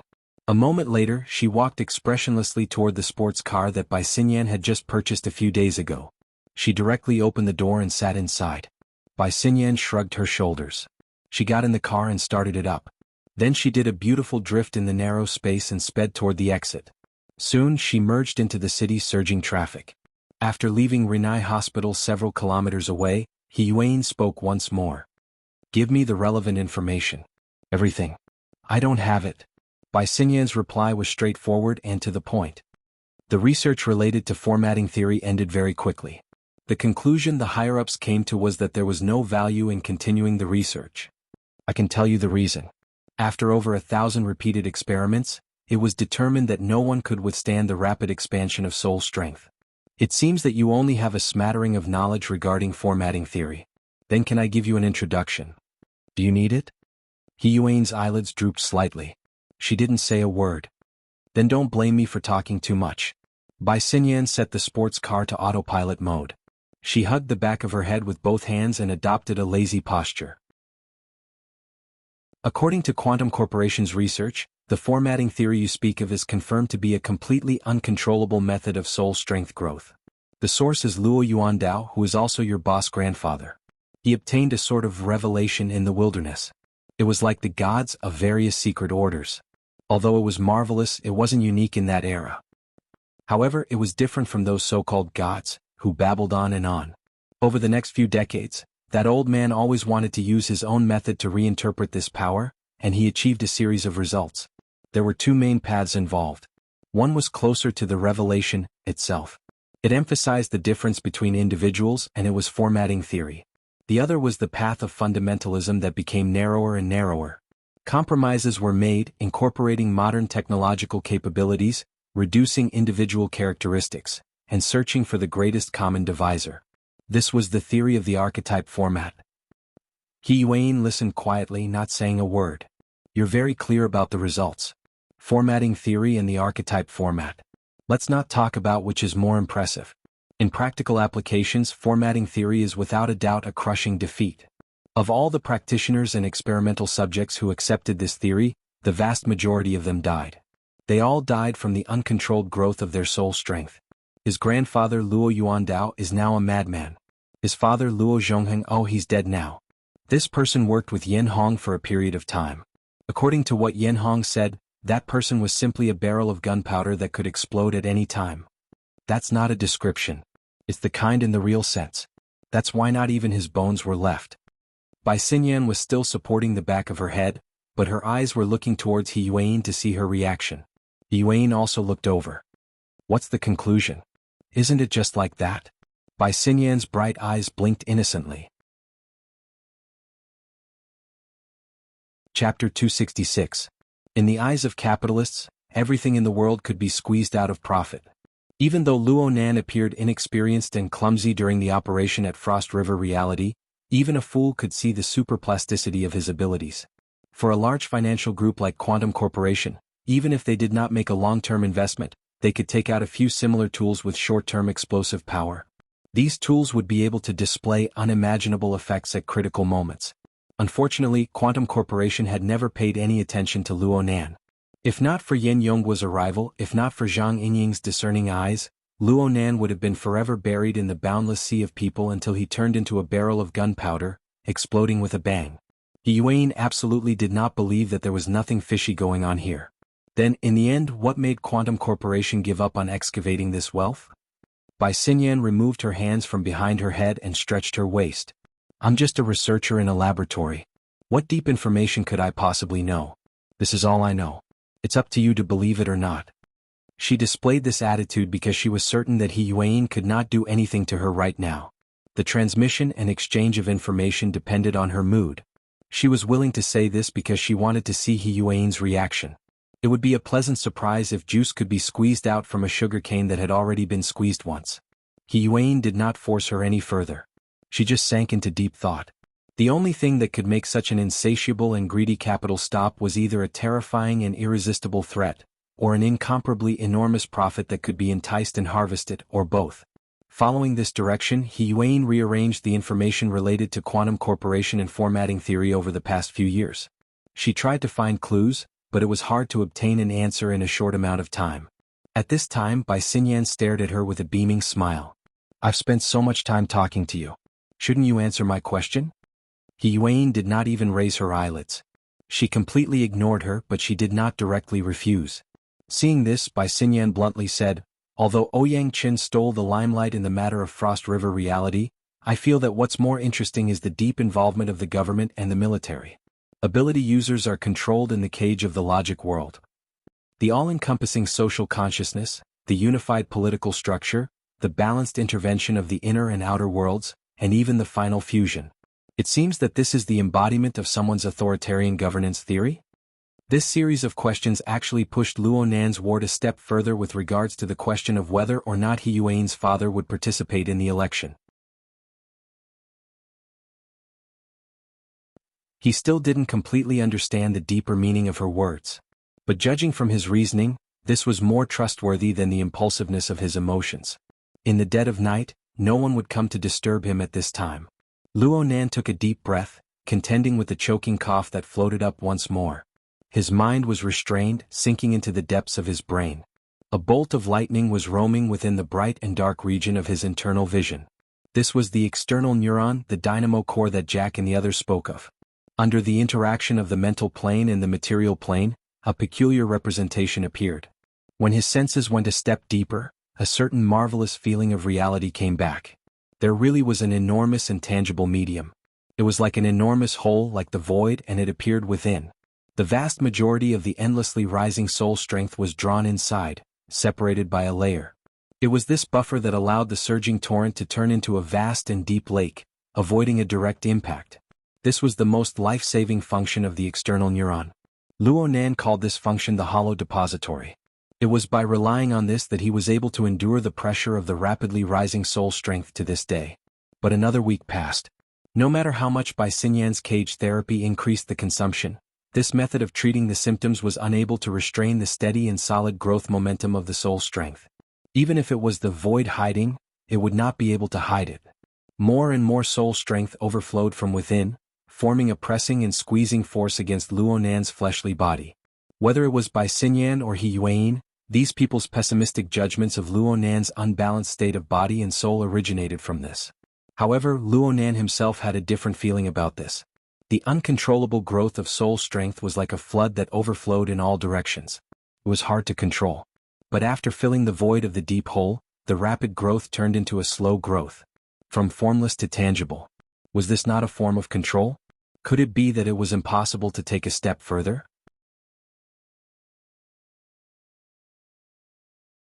Chapter 267. The operation interface of the external neuron opened before Luo Nan's eyes. There were no other changes except for the icon of the visualization diagram. The gray and long download and install status showed some obvious changes. There was an additional ray of light above it, forming a long and narrow fan-shaped region of light. The ratio was about 1/10. It was much clearer than before. Luo Nan could sense that the specific ratio was a very mysterious number. This phenomenon appeared after the incident at Frost River Reality. The analysis progress was 7% before. It had jumped by nearly 3% overnight. The progress was quite fast. But what the hell was 2 decimal places? Luo Nan suspected that if he sought a higher precision, it would go all the way down to 9. There was a plateau in the progress of analysis? There was a level restriction? This was an unprecedented situation. Luo Nan had to seriously ponder over it. From Luo Nan's perspective, the application icon on the operation interface was a mapping of the external neuron's analytical control ability to a certain target. This point was fully reflected in gear and the human-faced arachnid. The current visualization diagram icon appeared from analyzing and controlling the human-faced arachnid. But as Luo Nan's understanding deepened, especially from the new understanding he gained that night at Frost River Reality, he realized that the essence of the human-faced arachnid was chaos and chaos. What was there to analyze? He would not be able to obtain any answers even if he wanted to analyze it. What could truly be analyzed and what possessed the value of analysis was the order frame that formed the outstanding instinct of the essence of chaos. So Luo Nan saw that the image of the human-faced arachnid did not appear on the operation interface. Instead, it was a visualization diagram, a combination of a tetrahedron, an inscribed sphere, and an outer scribed sphere. Alright. Why was it this? Every time Luonan thought of this question, his heart would thump loudly. This thump lasted for an entire week. The corresponding relationship between the human-faced arachnid and the order frame complemented the crucial logical link of the operation interface's display and analysis target misalignment. Next, he just needed to use the simplest of reasoning to arrive at an inference. Among them, the visualization diagram overlapped with the order frame to a large extent. Could the overlap of the two be reflected in a practical sense? Every time a corresponding thought surfaced, the resonant resonance of the heavily chained crow in the depths of the boundless mental plane from that night in the logic world seemed to reappear in his ears. Between the various phenomena, between each detail, there seemed to be a thread that connected vaguely. Some were bright, some were dark, some were hidden, and some were visible. All the way until it formed a closed loop that caused Luonan's heartstrings to tremble. Unfortunately, there were quite a few details that were blurry and unclear. Luonan's understanding of the order frame, the visualization diagram, and the human-faced arachnid didn't bring about any breakthrough progress. The analysis progress was still at the weird value of 99%, and the rapid expansion of his soul power was still reaching the limit of the void depository. The imbalance of his body and soul was still worsening. However, Luonan had gained something in the end. First of all, he received a bright future. If the overlap between the visualization diagram and the order frame was a reality, then the path ahead of him would be unimaginably deep and vast. It represented the astonishing breadth and depth of formatting theory. Secondly, on a more substantial level, the originally illusory order framework and mysterious and incomprehensible visualization diagrams now had a substantial carrier, the external neuron. This marvelous creation was crowned with the name of the dynamo core. It gave the order frame a precise numerical classification down to 2 decimal places. The creator of the external neuron undoubtedly had a deep and thorough understanding of the corresponding elements. The external neuron was able to successfully seal the order frame and analytical design within it, forming a grand work of art. The existence of this work of art was a cognitive platform for the order frame. It materialized a large amount of untouchable and incomprehensible elements. Although Luonan's current understanding of the external neuron was extremely shallow, this toy itself possessed rich interfaces and universality. It was able to seamlessly connect to the human nervous system, artificial intelligence systems, and even the format pyramid's social format. This provided Luonan with a large number of entry points. For example, right now Luonan was extremely interested in the function of the void depository. This function had great value in terms of control over soul power. It possessed an urgent and substantial significance. Luonan had to admit that if he didn't have the external neuron, he probably wouldn't even need to use Sinyan's happiness therapy. It would have been a huge tragedy. Formatting theory was good in every way, but how in the world did it grow out of control? When his grandfather first created and researched this theory, how did he evade and resolve it in the end? Luonan recalled the records in his grandfather's notebook. In the end, he could only unwillingly admit that the answer probably didn't exist in the early research results. It looked like the search for the other notebooks had to be put on the agenda. Luonan thought of contacting Bro Octopus, who was researching the formulas in his grandfather's notebook. He could also ask him about his grandfather's physical and mental state recently. Luonan's thoughts suddenly froze when he found Bro Octopus's profile picture in his contact list. Mental state? A link that he had intentionally or unintentionally overlooked suddenly jumped into Luonan's train of thought. At this moment, a demonic voice floated back and forth within his heart. A schizophrenic lunatic, what was it made of? Was it because his research results were stolen? Was it because his father and son were betrayed?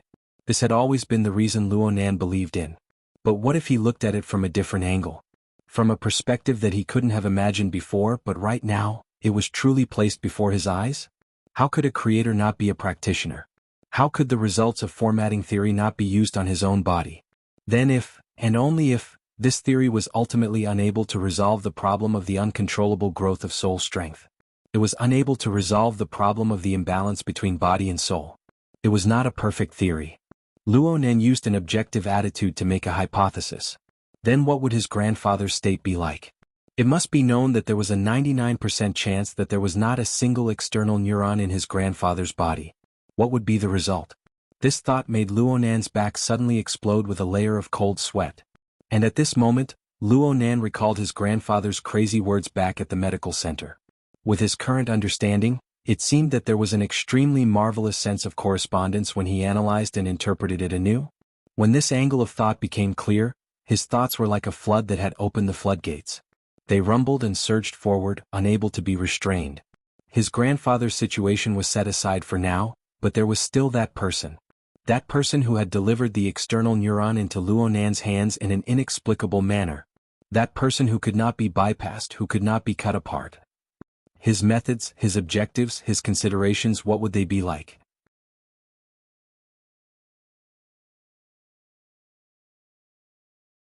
Not long after, Xie Junping, who had been in a meeting for half the afternoon, walked in. With one more person in the lounge, it immediately became especially crowded. He simply sat on the steps, yawning and crying, and asked casually, "What's wrong with you? Have you seen the video?" No. Only now did Luo Nan remember that Xie Junping had sent him a video. Xie Junping said that he had found the culprit who had snuck into the treehouse.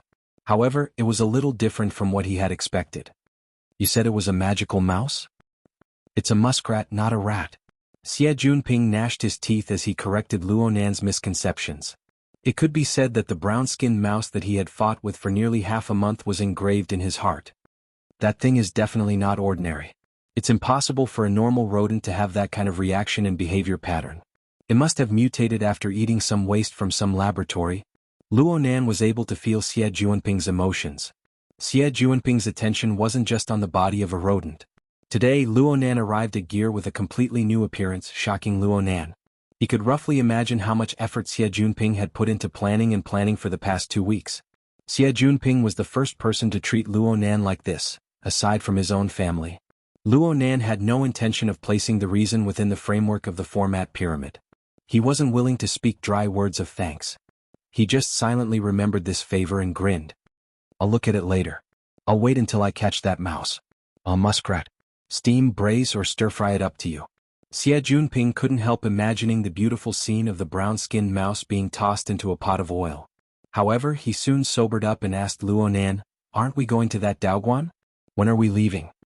"It's about time. Right now." Luo Nan had already obtained his aunt's permission to learn breathing techniques, but it couldn't be said to have been finalized yet. According to what Shuelei said, Gym Master Xiu would rather have nothing than a substandard disciple when it came to accepting disciples. Luo Nan had to make a trip and meet with him before he could make a final decision. According to Shuelei, Gym Master Xiu's original words were, "Whether or not he can be taught, whether or not he can be taught, we'll talk when we meet." For this reason, Luo Nan and Shuelei arranged a time to meet at the Divine Yu Gym. Xie Junping volunteered to be Luo Nan's driver after hearing about this matter. Luo Nan wasn't at school for over half a month, but Xie Junping and Shuelei's friendship didn't break. Shuelei's problems with his society had come to a standstill after the incident at the Limestone Water Village pub. Xie Junping was the one who helped resolve it. Shuelei's monstrous body and super strong martial strength made him an object of envy for Xie Junping. He yearned for the Daoguan that Shuelei spoke of, which had an amazing teacher. The sky was already dark by the time they emerged from the dense forest on the north bank. Xie Junping was still driving the electric sightseeing car, speeding through the campus with Luo Nan. There were very few people on campus at this time. Most people had already returned home. Xie Junping increased the speed of the sightseeing car to the highest speed allowed. At the same time, he spoke eloquently about the battle between him and the brown-skinned mouse. Luo Nan suddenly spoke without any warning as he controlled the submarine to pursue the mouse. "Slow down." Xie Junping instinctively hit the brakes when they arrived at an intersection. Thanks to this, a dark green heavy container that was incompatible with the atmosphere of the campus rumbled past on another road. The sealed container brushed past the front of the sightseeing car, bringing with it a strong gust of wind that blew the fallen leaves and caused the windshield to ring. F***ck me. Xie Junping had always been the one putting on airs on campus. When had he ever seen someone act unreasonably in front of him? Plus, what the hell was this heavy container? Acumen College implemented a strict system that prohibited external vehicles from entering. Even if there were all sorts of second-generation and government officials on campus, they would at most use a sightseeing car as a means of transportation. There were also special passageways for construction and transport vehicles. How could they just barge through the campus? The heavy container didn't stop. It sped all the way and soon entered a special underground passageway. but the situation just now was certainly a serious violation of the rules. As a candidate for vice president of the student council and a high-ranking member of the honor society, Xie Junping laughed mischievously. He called the campus security office as if it was a matter of course. He sent over the license plate, model number, and the image captured by the photon film. I guarantee that it won't leave the school gates. Xie Junping winked at Luo Nan. Of course, this little matter didn't count as anything. Soon he and Luo Nan forgot about this matter. They rode the sightseeing car to the parking lot and switched to the phantom flying car. They sped all the way to the magnetic track and locked onto the coordinates of the River Wu district. They hadn't run far when a call came in. Xie Junping swept a glance and used the car phone to connect.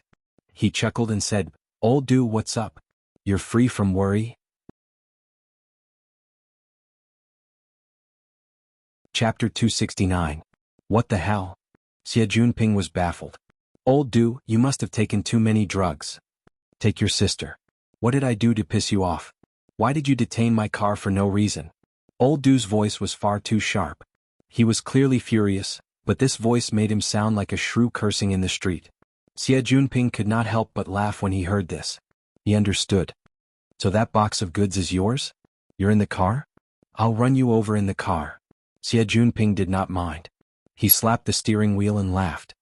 "Old Du, I'm not trying to criticize you. Even if it's easy to get a driver's license, don't let an idiot take it. He's reckless.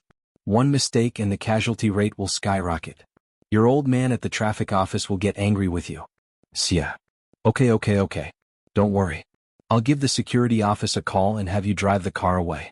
But that idiot driver will have to serve me tea and apologize." "You're nothing." The trembling voice of the sharp voice could be heard clearly from the car phone. "It's your turn to sell your ass? My car has already been towed back. If anything happens to the materials inside, Xie, I won't let you off." The other side hung up the phone after speaking. "What the hell?" Xie Junping had a baffled expression. He turned to look at Luo Nan and explained, "This old Du Yong, we also call him Sissy Du, you should know him. He's the president of the Mystic Arts Research Society. He's usually a decent person, but he's a bit fanatical about the mystic arts. Plus he takes too many drugs. Sometimes his brain isn't normal." Luo Nan was careless and got shot in the face. He was speechless. Xie Junping really did not understand the reason for Du Yong's anger. He muttered to himself, "He's already been towed back. What the hell is he angry about?" Another call came in at this time. Luo Nan recognized the caller this time. It was Xie Junping's best friend, Hu Huaying, who served in the student council. "Brother Ping, where are you?" "I'm outside with Nanster. We have some business in the River Wu district."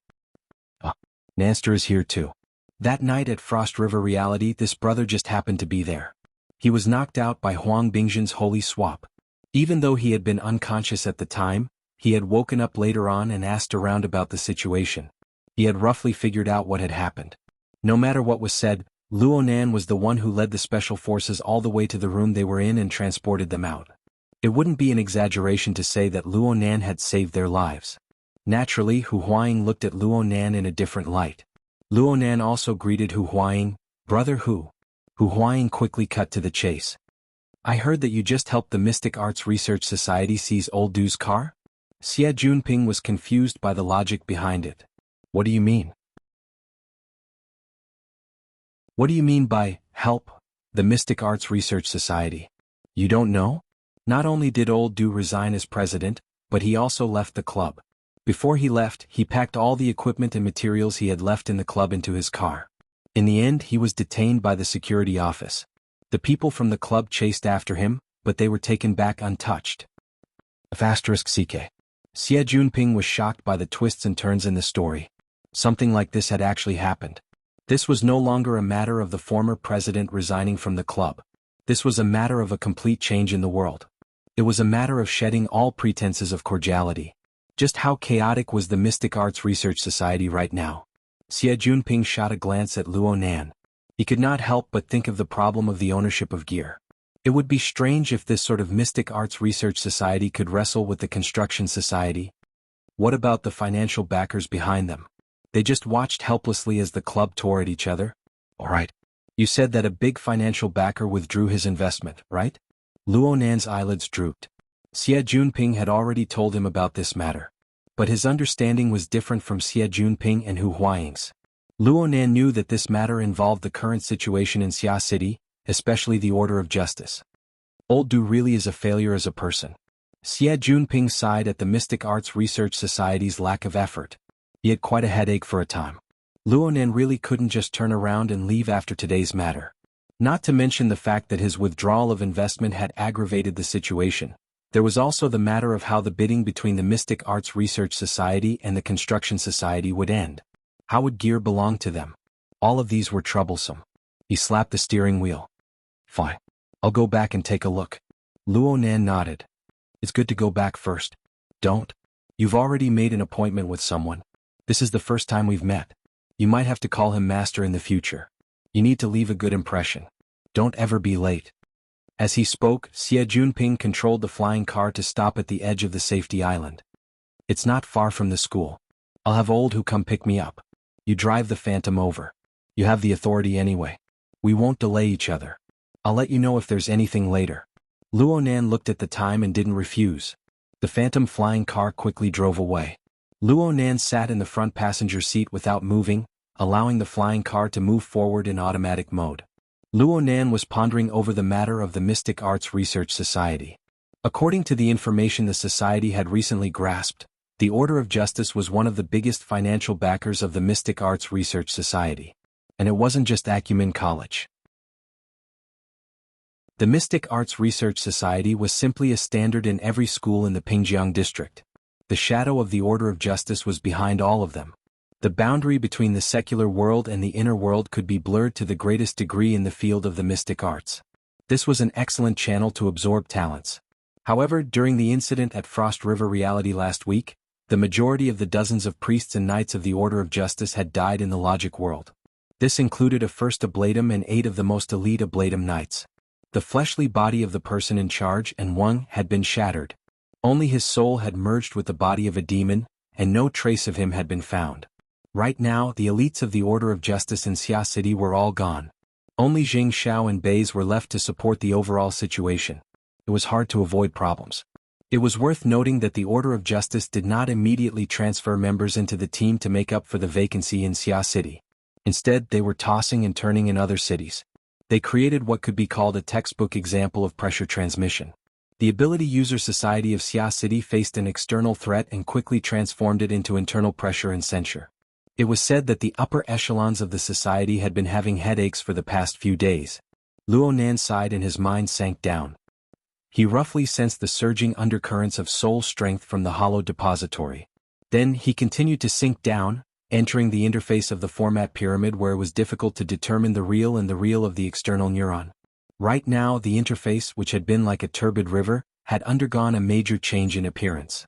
The format pyramid was still in the middle, but the turbid water that surged past and the cards that depicted people had transformed into a vast and majestic river of stars. 10,000 stars were spread out and dark clouds were spread out. There seemed to be a boundary between them, but they were fused into a furnace as a whole. It was difficult to distinguish them from each other. Such a state was the result of that night at Frost River Reality. The hazy river of stars formed from the fusion of tens of thousands of life sketches had mixed together with the format pyramid. However, when one truly observed the interior of the format pyramid, one would be able to see that even though the stars were reflected and the light was like water, each level basically maintained its original state. The politician and priest levels were still empty, and the technician level only had the wraith sign. The student level seemed to be the most lively. Xie Junping and Cat Eyes rose and fell within the river of stars. It looked as if they were about to be lifted into the staff level. As for the staff level, there were the most obvious changes. Aside from the Crow Inc. who had entered first, there was one more person. Chapter 270. Within the format pyramid, Baza's projected image seemed to be filled with a layer of clouds and dust, but there was the glimmer of starlight within. Luonan's mind shifted over and saw the starlight flow like a river. It rippled within the format pyramid, and there were layers of dark surging waves that pushed Baza's image up and down. It was an extraordinary scene. However, the current situation could not be supported purely by aesthetics. The uncontrollable growth of soul strength and the capacity of the hollow depository broke through the limit. This caused the interference between the mental and material planes to continue to increase, and the interference to the format pyramid grew stronger and stronger. Luonan was a bit worried. The layout of the format pyramid and the ranks of his believers would undergo a huge change when he woke up. Fortunately, this situation had not occurred yet. His mind swept over Baze's image, triggering a certain key. A long black shadow pierced through the clear waves of starlight. It was the materialization of the order frame, the dark chains. This marvelous chain was like a flood dragon. It bobbed up and down in the endless river of stars, appearing and disappearing from time to time. Right now, it was circling around the periphery of Baze's image. It made a slight sound, and the meaning behind it was probably a guide for Baze's order. That night at Frost River Reality, Anwang had tried to control the demon, but he had not succeeded. The uncontrollable chaos element transmitted through internal channels and corroded life. This was the most important reason why the elites of the order were wiped clean. Baze had been attacked back then.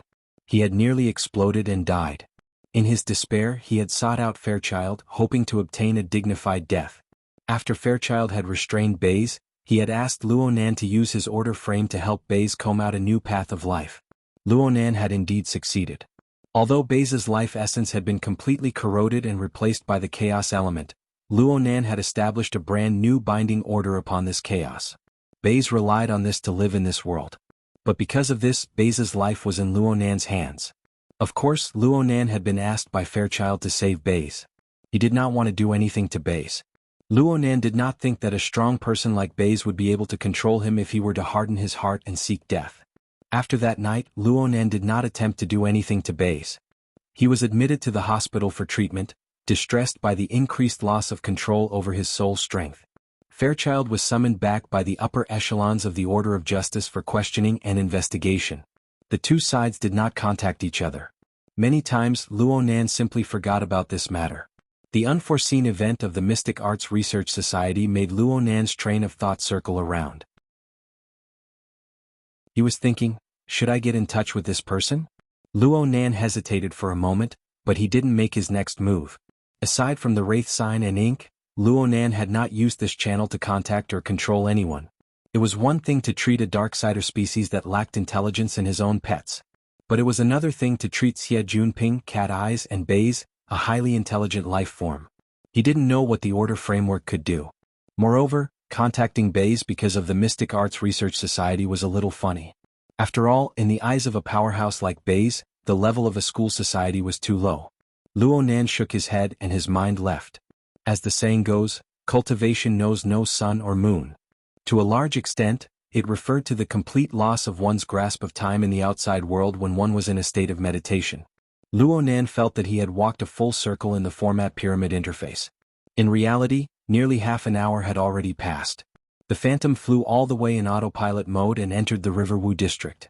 The car's AI had long since entered Shui Lei's reserved address and designed a route.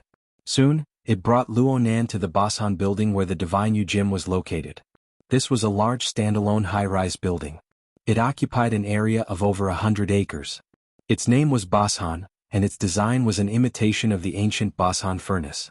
It was a very famous landmark building in the Riverwu district.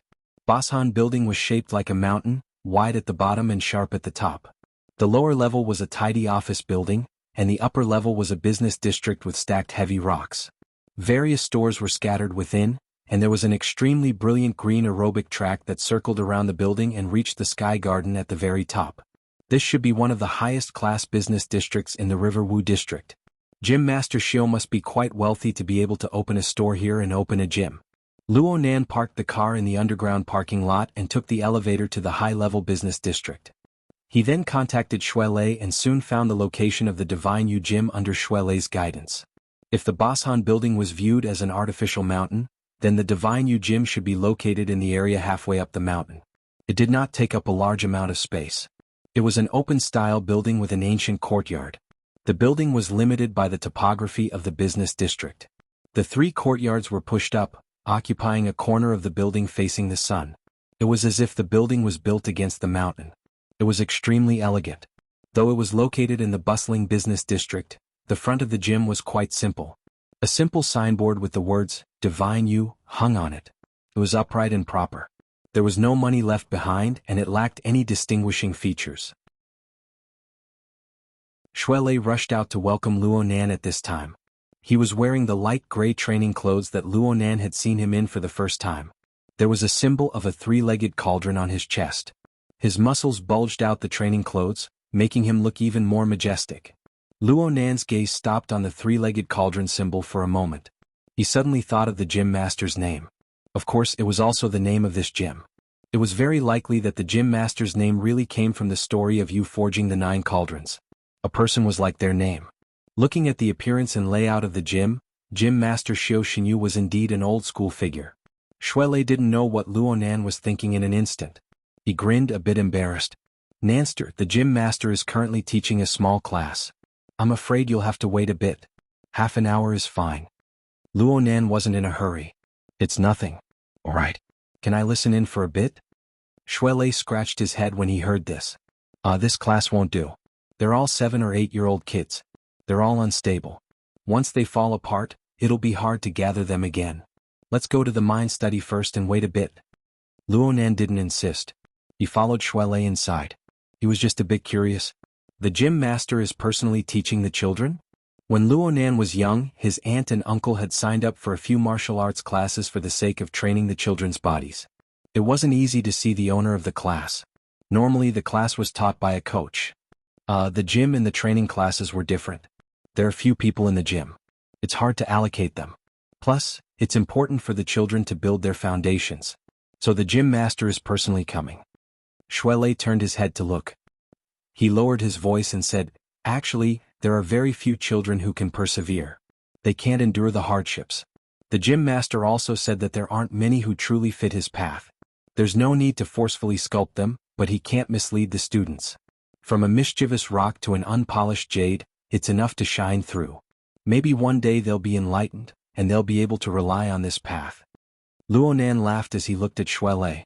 So what you're saying is that you fit the gym master's path? Shuelei wasn't polite at all. Yeah. The gym master once said that I'm quite similar to him when he was young.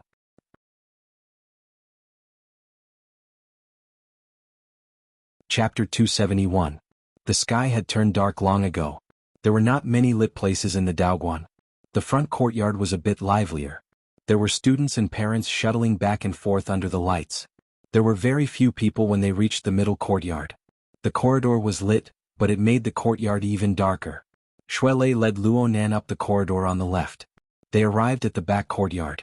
It was pitch black here. No one could be seen at all. The lights of the corridor and the haze of the bustling city sprinkled down. Only then would they not be in total darkness. There aren't usually many people here, Shuelei mentioned. He then pointed at the pitch-black wooden building in front of them. We're here. That's the mind study. The wooden building looked long and wide under the dusky light. It practically took up most of the back courtyard. This surprised Luo Nan a bit. He had always thought that the mind study was a study or something like that when he heard Shuelei talk about it. He never expected it to be an extremely large room. It could already be used as a training ground. Luo Nan was even more certain when he walked into the mind study. This place should have been a training ground in the past. The floor beneath his feet was made of soft wood with excellent elasticity. It was very comfortable to walk on it after taking off his shoes. But it was certainly in use now. Quite a few items were placed inside. The layout was quite casual and it looked a bit messy.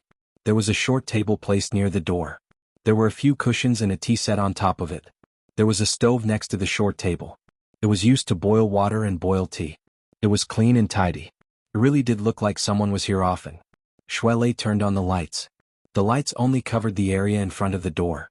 The layout inside was even more dusky and messy. The shadows were indistinct and it looked a bit terrifying. Shuelei was a bit embarrassed by this situation. The gym master usually lives here. This place is a bedroom, a study, a living room and even a utility room. It's just that they aren't separated. Luo Nan was very baffled.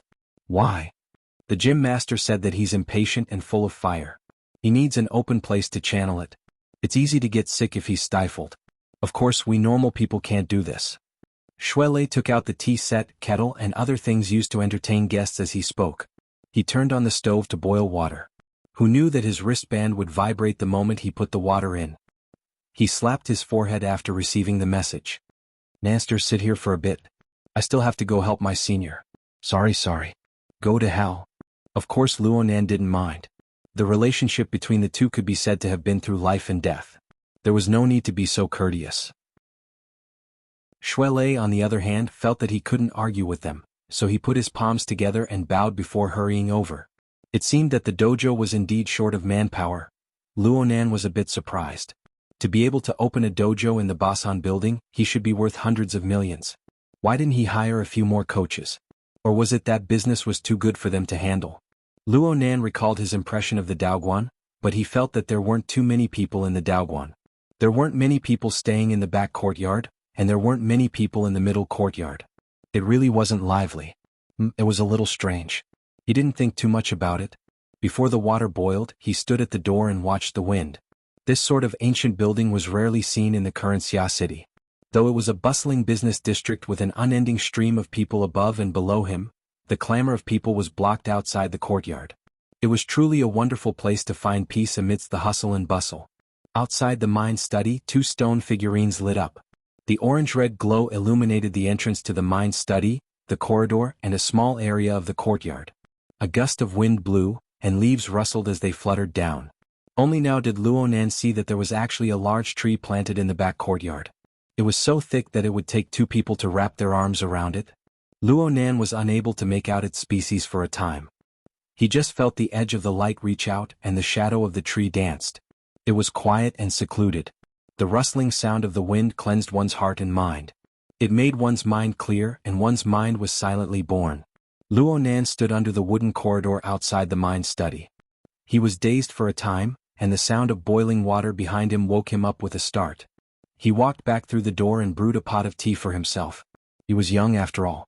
His thoughts were fickle. His faintly discernible thoughts quickly dissipated, and he sized up the furnishings within the room. This large room possessed many functions, and it made him quite curious. He immediately held the teacup, and his gaze swept over the various furnishings behind the dusky light. There were some places where the light couldn't reach and he couldn't see them clearly. He naturally used his mental senses. The range of his clairvoyance was around 10 meters, and it covered the entire area behind the door. His exquisite perception didn't let even the smallest speck of dust escape. Because of this, Luonan discovered that this place was actually quite clean. It couldn't be said to be spotless. However, it was often cleaned and there was a faint sense of order. It seemed that the arrangement of junk naturally separated a relatively independent area. It wasn't as messy and disorderly as Luonan's first impression of it. That's right. Luonan felt relieved. Gym Master Shio was an old-school figure, so there was no need for him to make his own residence this messy. Luonan's interest was piqued after he understood the situation inside. He wanted to figure out how the functional areas represented by the orderly furnishings within the chaos were divided. There are books placed all around. Yes, there are pillows as well. That should be the study. There's a praying mat and it's quite close to the center. Could it be the bedroom? That side is full of furnishings. They look quite old. Is it a collection or is it a storeroom? Luonan pondered over the furnishings one by one, finding them quite delightful. Luonan's gaze roamed all the way, and he made a full circle before he suddenly stopped. There was a large furnishings not too far away from the door. It was an enormous round ball that took an adult to wrap their arms around. It was nearly half the height of a person when placed on the ground. As for the material, it looked like metal. It looked very heavy and there was nothing else in the surroundings. It looked very abrupt. Luonan couldn't think of a use for it, so he simply walked over to take a closer look. Luonan got closer and he felt a slight chill hit him in the face. It was icy cold to the touch. It was definitely made of metal. Was it hollow or solid? If it was the latter, the wooden floorboards might not be able to support it. Luonan looked below the metal ball. It turned out that there was a large bowl-like tray. The metal ball rested in the tray and it looked quite stable. Luonan reached out his hand to push it, but it didn't move. He increased his strength and this time it was too much.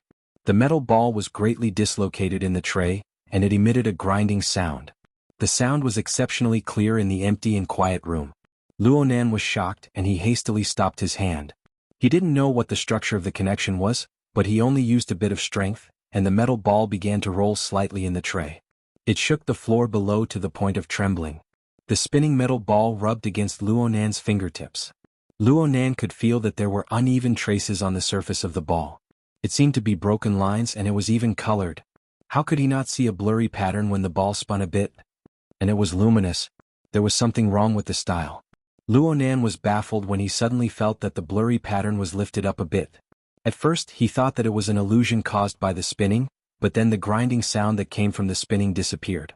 The spinning pattern continued to rise until it reached his chest.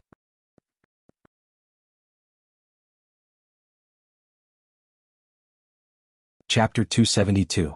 Luonan was suddenly enlightened when he saw this. So it was maglev.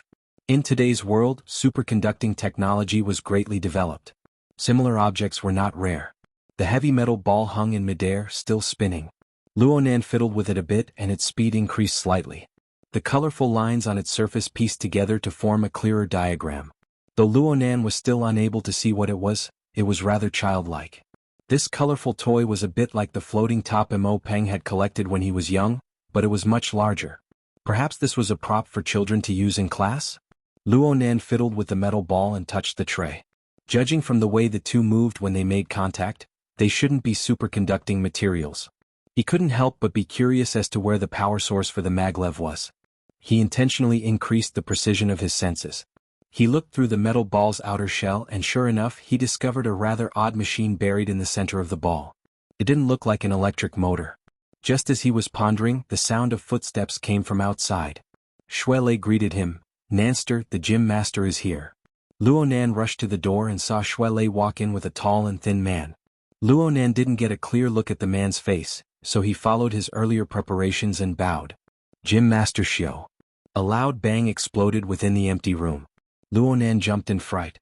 He turned around to look and saw that the floating metal ball had already smashed to the ground. It overturned the tray and rumbled as it rolled on the cork floor. Shuelei reacted quickly. He rushed over and caught the rolling metal ball in 2 or 3 steps. Luonan's embarrassment was indescribable. He froze on the spot, not knowing what to do for a time. Shuelei placed the metal ball back on the tray, not forgetting to soothe Luonan's cheeks. "It's nothing. It's nothing. Gym Master Nanster, you guys chat first." Luonan gaped, but the words he had prepared beforehand were useless in this sudden situation. He could only lower his head and bow. "I'm sorry. Sit." Gym Master Xiao, who was standing at the door, walked to the back of the short table and extended his hand to point Luonan to a seat. His voice was dark and hoarse. It was faintly discernible. Were it not for the gesture, Luonan wouldn't have understood what he meant. Only now did Luonan truly see who had come. He was stupefied once more. This Gym Master Xiao was about 40 or 50 years old and was very thin like a bamboo pole. When the night wind blew in, his wide antique robe rustled, as if he could be carried into the sky at any time. The difference in light from inside and outside cast a few shadows on his skinny cheeks. At first glance, he looked like a skeleton whose skin was about to be weathered away.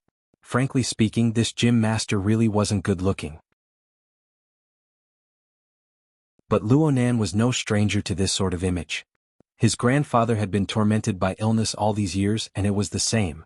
Could it be that this person's health is also not good? Gym Master Xiao was the first to kneel on the ground.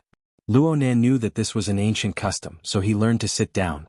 However, Gym Master Xiao only fiddled with the tea set, as if he wanted to brew tea for a guest. Luonan mulled over the wording in his mind, but unfortunately this was far from his forte. He needed time to sort things out again, so he could only maintain his silence. The training ground was silent for a moment. The quieter it was, the more awkward it was. Luonan wanted to speak a few times, but he was unable to find an excuse. He could only find something to do and pay attention to Shuelei through his mental senses. Shuelei placed the metal ball back on the bowl tray and flipped a switch. The outer layer of the ball was disassembled, and a mechanical device was taken out from the central cavity. It was also spherical, with a diameter of 6 or 7 centimeters. It was only the size of a fist, and its outer layer was wrapped in a fine metal mesh. Its inner layer was a device similar to a gyroscope. He fiddled with it a few times, then scratched his head. Clearly this toy was broken. Luonan dispelled his last bit of wishful thinking. This gave him the opportunity to speak. He lowered his head and apologized. "I'm sorry, Gym Master Xiao. I put that." He was halfway through his sentence, but he was unable to think of how to describe the metal ball. He was stuck and sweat appeared on his forehead. Gym Master Xiao was pouring water into a cup. He raised his head to glance at Luonan. "The Tai Chi ball." "Yes, the Tai Chi ball. That Tai Chi ball, I will definitely fix it." Cough. It seemed that Luonan was fated to not be able to speak a complete sentence today. The itch in his throat flared up and he was unable to block it. He could only turn his head and cough twice. Gym Master Shio didn't really care. It was broken to begin with. It's already strange that it was able to last this long. He pushed a cup of tea in front of Luo Nan as he spoke. The itch in Luo Nan's throat had yet to subside. He took the cup but he didn't dare to drink it. He was afraid that he wouldn't be able to hold it in and choke it out. This was probably a lack of manners. Luo Nan felt rather helpless. Gym Master Shio ignored him. He picked up the cup and drank it in one gulp, minding his own business. Then he lowered his head and played with the cup in his hand. Luo Nan had just spoken a few words, and now he had to enter a state of silence again.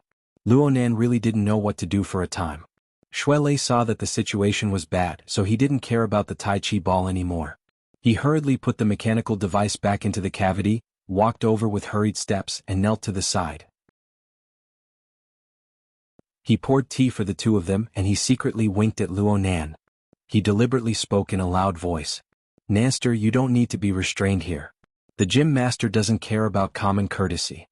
Luo Nan looked at his kneeling posture, then at the teacup in his hand. He was speechless for a time. Luckily, Shui Lei's interruption caused Gym Master Shio to emerge from his state of silence.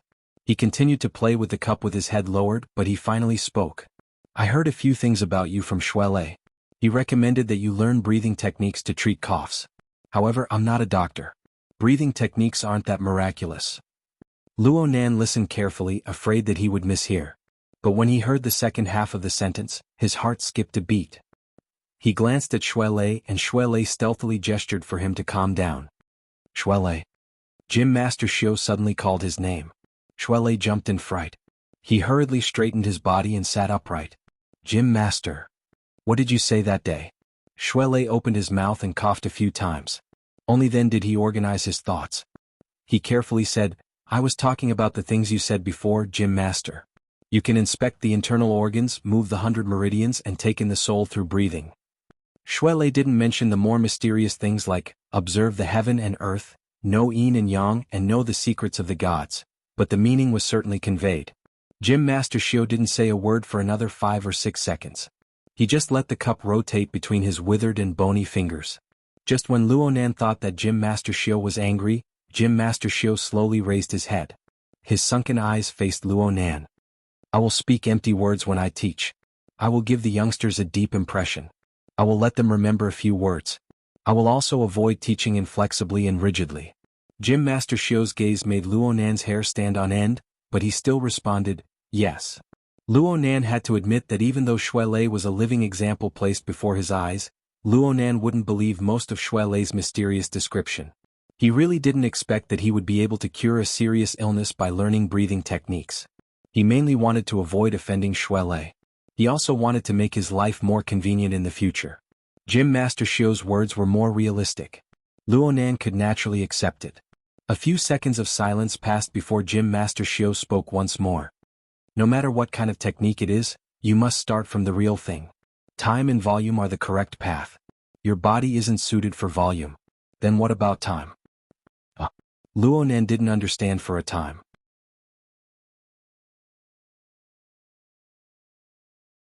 Chapter 273. Luo Nan understood what he meant, but his train of thought was unable to turn back. He hesitated and did not answer. Gym Master Shio gave clearer guidance. "You are a student, and you have other matters to attend to. I can teach you, but do you have enough time to absorb and digest it?" Luo Nan was speechless. He discovered that this was a very practical problem. His daily classes, the Society's general knowledge training, the daily consumption of Frost River reality, and his own research on formatting theory. Every single one of them took up a lot of time. Of course, he did not need to concoct drugs every day. His schedule was much more relaxed. It was not impossible to squeeze in a bit more time, but it was bound to be scattered and unbearable. How could he guarantee his learning results in this way? Luo Nan looked at Shui Lei. Shui Lei was stunned. Clearly he had not considered these things. In the end, Gym Master Shio proposed a more practical method. Make a schedule. Make a schedule for the entire day and show it to me. Okay. Luo Nan had a ready-made schedule. It was the general knowledge training plan He Yuan had drawn up for him last time. He just needed to delete the specific course names and take it out for use. Luo Nan wanted to transfer it to Gym Master Shio, but he suddenly discovered that Gym Master Xiao did not have his wristband on. Shui Lei said hurriedly, "Just give it to me. The Gym Master isn't used to electronic products." "Okay." Shui Lei took the information and connected it to the printer in the corner of the training field. He operated it. Luonan was a bit surprised. The wristband was not just a communication tool for modern citizens. It was an integrated pass that contained proof of identity, social privileges, assets, credit, and other contents. Luonan did not feel this when he wore the wristband, but once he lost it, he would immediately experience the feeling of being unable to move an inch. His uncle worked at the SCA. He had taught the children of his family a special social experience class.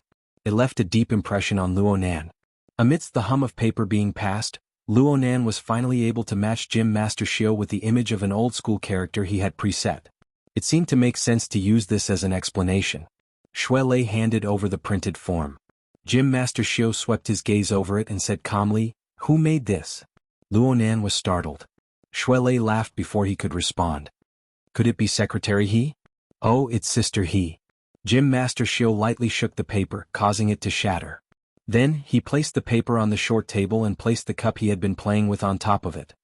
"Not bad, I finally have time to sleep. If you want to learn the breathing technique, you must ensure that you sleep no less than 6 hours every night. Learning to breathe begins with sleeping." Luonan was stunned. He instinctively looked at Shui Lei. The latter winked at him fiercely, signaling him to agree. Gym Master Xiao didn't wait for Luonan to speak before saying, "There's no need to rush to answer. Go back and think about whether or not you can guarantee a stable routine. Then you can make a decision." With that, Gym Master Xiao raised his hand, indicating that he could leave. "That's it? Is this dojo master easy to talk to or not easy to talk to?" Luonan felt a bit uncomfortable. His brain was a bit numb, so he let Shui Lei lead him to salute Gym Master Xiao, bid him farewell and leave. The two continued to follow the walkway back. On the way, Luonan was still pondering, "Learning to sleep? You learn to breathe in your sleep." Shui Lei corrected his misconception. The sleeping immortal technique, the nose-locking technique, and the sleeping dragon hibernating technique have existed since ancient times. Gym Master Xiao chose this point to cut in. He must have taught you in accordance with your current situation. Luonan grunted. He wasn't doubting Shui Lei. The world was vast. There were all sorts of strange things, especially within the scope of supernatural powers. Just from what Luonan knew, Mr. Bai's dream technique was closely related to sleep. There was also Ruiwen. She had already slept for over half a month. Luonan was certain that she used sleep to adjust her state. Gym Master Xiao had said something extremely well. No matter what kind of technique it was, one must start from the real thing. Only when one truly learned it would one know if it was useful or not, and how effective it would be. Shui Lei still possessed this level of patience. Luonan's brain finally sprang to life, but he remembered something else. Oh right, the Tai Chi ball. Luonan still didn't know what a Tai Chi ball was, but he had broken someone else's equipment. It was clear as day. He needed to give Shui Lei an explanation. Shui Lei couldn't help but scratch his head when he heard the words Tai Chi ball. That thing really is broken. Forget it. Don't worry about it. Concentrate on organizing your routine. Work hard when you get back. I'll think of a way to fix that thing. Luonan really wasn't familiar with the situation. He could only say, "I'll pay for the repair fees. We'll talk about it later." Shui Lei chuckled and led Luonan outside. The two passed through the atrium and the front courtyard. There was practically no one in the Daoguan right now. Shui Lei explained to the deserted situation. "We haven't been recruiting new classes lately because we're about to move." Luonan had been in the back courtyard for over half an hour. He had a deep impression of the quiet and secluded feeling of the Daoguan. Why would they move such a good place? Shui Lei sighed. Gym Master won this place in a bet with someone in order to settle down in Xia City back then. The property itself belongs to Boshan Industries. The person who made the bet only paid 10 years of rent. Now that the lease is up, the rent for renewing the lease is astronomical. We don't have the savings. Gym Master isn't good at business. His days are quite bitter. The two had already walked to the entrance. Luonan turned his head. It was hard to imagine what it was like to be unable to earn money in such a bustling area. But when he saw the simple words "God You" on the Daoguan signboard and thought about Gym Master Xiao's temperament, Luonan felt that Shui Lei's words weren't strange. Back then Xiaolin said that if the Gym Master sublet the Daoguan and switched to a smaller place, he would have been rich just from the rent alone. He wouldn't have ended up like this. Shuelei was a bit unnatural when he mentioned his ex-girlfriend. Luonan laughed awkwardly. Frankly speaking, he never thought of subletting. Judging from Shuelei's tone, it seemed the same. Everyone here didn't have any brains for economics. Luonan bid farewell to Shuelei and didn't delay any longer. He rode the phantom flying car straight to Renai Hospital. Since he had to go to the Daoguan, his treatment and study time were pushed back to the evening. Time was tight, and he needed to discuss matters concerning his schedule with He Yuan.